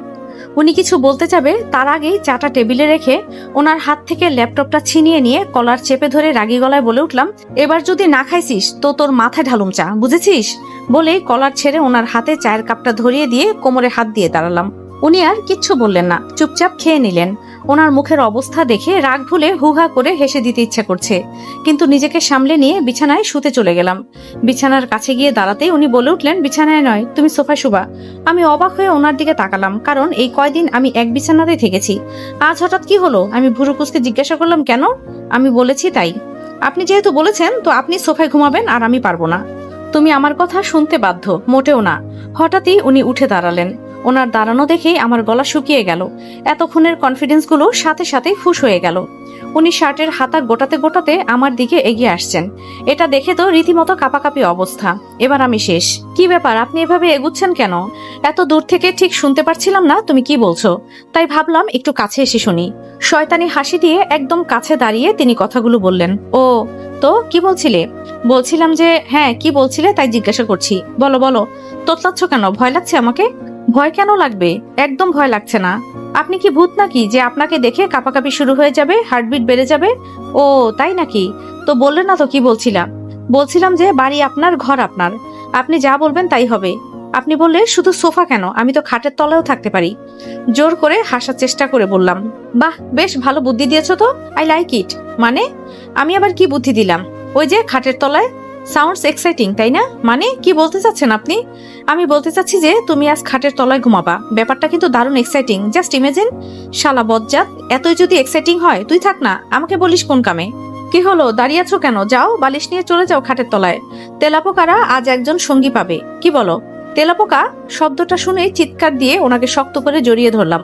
তেলাপোকা আমি ভয় পাই ঠিক, কিন্তু নাম শুনলেই ভয়ে দৌড়ে পালাবো ব্যাপারটা তেমন না। তবু আমি ওনাকে জড়িয়ে ধরলাম। এটাকে বলে ইচ্ছাকৃত ভয় পাওয়া, সুযোগের সদ্ব্যবহার যাকে বলে আর কি। কিন্তু ওই যে বেটা খচ্চর বলে কথা, রোমান্টিকতা বলতে তো কিচ্ছু নেই। ফাউল জামাই একটা। আমাকে তৎক্ষণাৎ নিজের থেকে ছাড়িয়ে 2 হাত দূরে দাঁড় করালেন। তারপর শান্ত কণ্ঠে বলে উঠলেন, আমার থেকে অলওয়েজ এতটুকু ডিস্টেন্স মেনটেন করবে, গট ইট? তার মানে আপনি আমাকে মেরে ফেলার পরিকল্পনা করছেন? মানে ডিস্টেন্স মেনটেন করার সাথে মরা বাঁচা সম্পর্ক কি শুনি? তা নয়তো কি? চিন্তা করে দেখুন, আমি যদি গাড়িতে আপনার থেকে 2 হাত দূরত্ব নিয়ে বসতে যাই, তাহলে আমার আর গাড়িতে বসা হয়ে উঠবে না, গাড়ির দরজায় ঝুলে থাকতে হবে। উনি আমার দিকে কিছুক্ষণ তাকিয়ে থেকেই ওয়াশরুমে চলে গেলেন। ভেতরে পানি পড়ার শব্দ হচ্ছে। উনি কি গোসল টোসল করছেন নাকি? আজীব কথার মাঝখানে কে গোসল করতে যায়, আবাল নাকি? তখনই উনি বেরিয়ে এলেন। ওনার মুখটা লাল টমেটোর মতো হয়ে আছে। ব্যাপারটা সন্দেহজনক। কাহিনীটা কি? উনি আমার ঠিক সামনে দাঁড়িয়ে বললেন, যাও খাটের তলায় গিয়ে ঘুমিয়ে পড়োগে। এবার সব ভাবনা চিন্তাকে জলাঞ্জলি দিয়ে ওনার দিকে করুণ দৃষ্টিতে তাকালাম, কিন্তু আমার করুণ চাহনি ওনার উপর কোনো প্রভাব ফেললো বলে মনে হচ্ছে না। এবার আমি বলে উঠলাম, দেখুন, আমার মতো বাচ্চাকে এভাবে নির্যাতন করবেন না প্লিজ। আমি তোমাকে নির্যাতন করছি? আর কি বললে তুমি বাচ্চা? গাড়িতে তো খুব বলেছিলে যে তুমি অ্যাডাল্ট, তোমার বিয়ে হয়ে গেছে, ব্লা ব্লা, এখন তো আবার বাচ্চা হয়ে গেলা। আজীব। আমি যদি এখন বলি আমি আপনার বাচ্চার মা হতে যাচ্ছি, আপনি বিশ্বাস করবেন? হোয়াট? কি সব ফালতু কথা বলছো? ফালতু কথা কেন হবে? আমি বললাম আমি অ্যাডাল্ট, আর আপনি মেনে নিলেন। আর এখন যদি তাহলে বলি আমি আপনার বাচ্চার মা হতে চলেছি, আপনি তাও মেনে নেবেন? এই মেয়ে, একদম চুপ। কই কি কথা বলতে হয় জানো না? আর একটা কথা না বলে চুপচাপ গিয়ে শুয়ে পড়ো। অবভিয়াসলি খাটের নিচে। না প্লিজ, এমন করবেন না, ওখানে তেলাপোকা আছে, প্লিজ। আচ্ছা ঠিক আছে, আমি তোমাকে সোফায় শুতে দেব, but I have one condition. Okay okay, আমি রাজি। হঠাৎ উনি আমার মুখের সামনে মুখ ঝুঁকিয়ে এনে স্লো ভয়েসে বলে উঠলেন, ভেবে বলছো তো? ওনার কথা শুনে আমার আবার কাঁপুনি স্টার্ট হয়ে গেল। ইন্নালিল্লাহ। এবার কি করতে বলবেন উনি? কিছু না ভেবেই তো গাধার মতো হ্যাঁ হ্যাঁ বলে দিলাম। এখন কি হবে? আমি আসলে একটা ডাফার। কি দরকার ছিল খাটের তলার কথা বলার? নিজের সাথেই বিভীষণের মতো আচরণ করছিস তুই রোদ, এবার বোঝ ঠেলা। এই যে মিসেস, ভাবনা চিন্তা হয়ে গেলে আপনি রেডি? কি করতে হবে? তেমন কিছু না। ওনার এই তেমন কিছু না শব্দটাতেই ব্যাপক কিছুর আভাস পাচ্ছি আমি। গলা শুকিয়ে আসছে। আজ আমার পাটা বেশ ব্যথা করছে। তুমি পাটা টিপে দিবা যতক্ষণ না পর্যন্ত আমার ঘুম আসে। হোয়াট? পাগল হয়ে গেছেন? আমি টিপে দিব? তাও আবার পা? ইম্পসিবল। ওকে, তাহলে যাও খাটের নিচে, গুড নাইট। এই না না, কি? আমি টিপবো? কি টিপবা? আপনার গলা। কি বললা? না মানে আপনার পা টিপবো। ও সরি, বাট এখন আমি রাজি নই। তুমি বরং খাটের নিচেই যাও। এই না প্লিজ, আমি টিপবো বললাম তো। ওকে, রাজি হতে পারি, তবে আরেকটা শর্ত আছে। কি শর্ত? গান গেয়ে গেয়ে পা টিপতে হবে, না পারলে গো টু খাটের তলা। আমি গান পারি না তো। That's not my problem. শালা ফাজিল, তুই মরিস না কেন? তুই মরলে জীবন কত সুখের হতো। কি বললা? গানের লিরিক্স এটা? ও তাই? তো এই গান কবে পাবলিশড হলো? এই মাত্র। আমার লেখা গান অনেক সুন্দর, তাই না? আপনি শুয়ে পড়ুন, আমি গান শোনাচ্ছি আর গলাও টিপে দিচ্ছি। ও সরি, পা টিপে দিচ্ছি। উনি শুয়ে আছেন আর আমি ওনার পা টিপছি আর খুব মনোযোগ দিয়ে জাতীয় সঙ্গীত গাইছি। ওনার দিকে না তাকিয়েও বুঝতে পারছি যে উনি ভুরু কুঁচকে তাকিয়ে আছেন। এই, তুমি জাতীয় সঙ্গীত গাইছো কেন? তো তো মানে? তোমাকে আমি গান গাইতে বলেছি, জাতীয় সঙ্গীত নয়। আরে জাতীয় সঙ্গীতও তো এক ধরনের গান। সঙ্গীত মানেই তো গান। এভাবেই রাত প্রায় 2টা পর্যন্ত উনি আমার ওপর অত্যাচার চালিয়ে গেছেন। তারপর কখন যে ঘুমিয়ে গেছি বুঝতেই পারিনি। সকালে ঘুম থেকে উঠে দেখি আমি বিছানায়, আর উনি আমার পাশে গুটিসুটি হয়ে বাচ্চাদের মতো ঘুমিয়ে আছেন। ঘুমন্ত অবস্থায় কি নিষ্পাপ লাগছে ওনাকে। এই মানুষটাকে দেখলে কে বলবে যে এই লোকটা আস্ত একটা খাটাস। 7 দিনের মধ্যে প্রথম দিনে আমার জীবনটাকে কচুপাতা বানায় ফেলছে। এবার আমাকেও অ্যাকশন নিতে হবে, নয়তো এই সপ্তাহ পর আমাকে আর খুঁজে পাওয়া যাবে না। এই বজ্জাতটার অত্যাচারে শহীদ হতে হবে নির্ঘাত। তার পরের দিন খবরের কাগজে বের হবে এক খাটাসের অত্যাচারে শহীদ হলো সাহসী নারী রোদেলা। বিছানায় উঠে বসে ওনার দিকে তাকালাম। ওনার ওই কালচে লাল ঠোঁটগুলো অলওয়েজ আমার জন্য একটা আকর্ষণের বস্তু। একটু ভেবে আমি ওনার ঠোঁটের দিকে এগিয়ে গেলাম। ওনার ঠোঁটগুলোকে আজ বেশ করে ছুঁয়ে দিতে ইচ্ছা করছে, কিন্তু ওই যে ফাটা কপাল আমার। ওনার ঠোঁটের কাছে মুখ আনতেই হঠাৎ উনি চোখ খুলে তাকালেন। উনি আমাকে ওনার মুখের কাছে দেখেই 5G স্পিডে উঠে বসলেন। ভেবাচেকা ভাবটি কাটিয়ে চোখে মুখে রাগ ফুটিয়ে বলে উঠলেন, এই মেয়ে, কি করছিলে আমার ওপর? আমি আমি কি আমি করছো? টেল মি, কি করছিলে? দেখছিলাম। কি দেখছিলে? আপনাকে। হোয়াট? না মানে আপনি জেগে আছেন কিনা সেটাই দেখছিলাম। দাঁত বের করে একটা হাসি দিয়ে বললাম, জেগে আছে কিনা সেটা দেখার জন্য কি কলিজার ওপরে উঠে বসতে হয়? আর কেনই বা এত দেখা দেখি? আমি ঘুমিয়ে থাকলে কি প্রতিশোধ নিতে নাকি? ছি ছি, কি যে বলেন না। আমি প্রতিশোধ নিতে যাব কেন? আমি তো আরো সরি বলতে চেয়েছিলাম, তাই চেক করছিলাম আপনি জেগে আছেন কিনা। সকাল সকাল আপনাকে সরি বললে দিনটা ভালো যাবে, তাই ভাবলাম। ডাহা মিথ্যে কথা। কেন? তুমি কেন সরি বলবা? না মানে কাল গাড়িতে আপনাকে কি না কি বলেছি তাই। হাজার হলেও আপনি আমার কত বড় ভাইয়া। ও সরি, জামাই, বুইড়া জামাই। তুমি আমাকে আবার বুইড়া বললা, সেজন্যই তো সরি বলবো। আপনি একটু চোখটা বন্ধ করুন, আমি সরি বলে চলে যাই। আজ কোচিং এর ফার্স্ট দিন, আমি লেট করতে চাই না, প্লিজ। 1 মিনিট। তুমি সরি বললে আমাকে চোখ কেন বন্ধ করতে হবে? আমার লজ্জা লাগে। কি? তোমার লজ্জাও আছে? এনিওয়েজ, সরি বলতে কারো লজ্জা লাগে বলে আমার তো জানা ছিল না। আমার লাগে। করুন না একটু চোখটা বন্ধ, প্লিজ। উফ, ওকে করলাম চোখ বন্ধ। তাড়াতাড়ি সরি বলে উদ্ধার করো। উনি বিরক্তি নিয়ে চোখ বন্ধ করলেন। আমিও কম কিসে। উনি চোখ বন্ধ করা মাত্রই ওনার ঠোঁটে জোরে একটা কামড় দিয়ে বসলাম, আর কামড় দিয়েই দৌড়। এক দৌড়ে ওয়াশরুমে ঢুকে গেলাম। দরজা লাগানোর সময় দেখলাম উনি হ্যাং মেরে বসে আছেন। আমার এই মুহূর্তে অনেক হাসি পাচ্ছে। বেশ করেছি, কেন করব না? কত কিউট করে একটা কিসি দিতে চাইলাম, আর মহাশয় দিলেন আমায় বাস। এখন বোঝো মজা, কামড় খেতে কেমন লাগে। ওয়াশরুমে আগে থেকেই কাপড় রাখা ছিল, তা দিয়ে গোসল করে রেডি হয়ে নিলাম, কিন্তু বের হওয়ার সাহস পাচ্ছি না। উনি আমার সাথে ঠিক কি কি করতে পারেন এসব নিয়ে ভাবছি। ক্ষুধাও পেয়েছে ব্যাপক, আর কোচিং এর জন্য লেট হচ্ছে। বের তো হতেই হবে।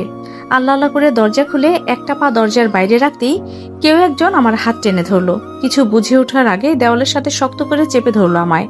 ভয়ে আমি চোখ খিচে বন্ধ করে নিলাম। সবাই চ্যানেলটা সাবস্ক্রাইব করে দিবেন, সাথে একটা করে লাইক, একটা করে কমেন্ট করবেন। ধন্যবাদ সবাইকে।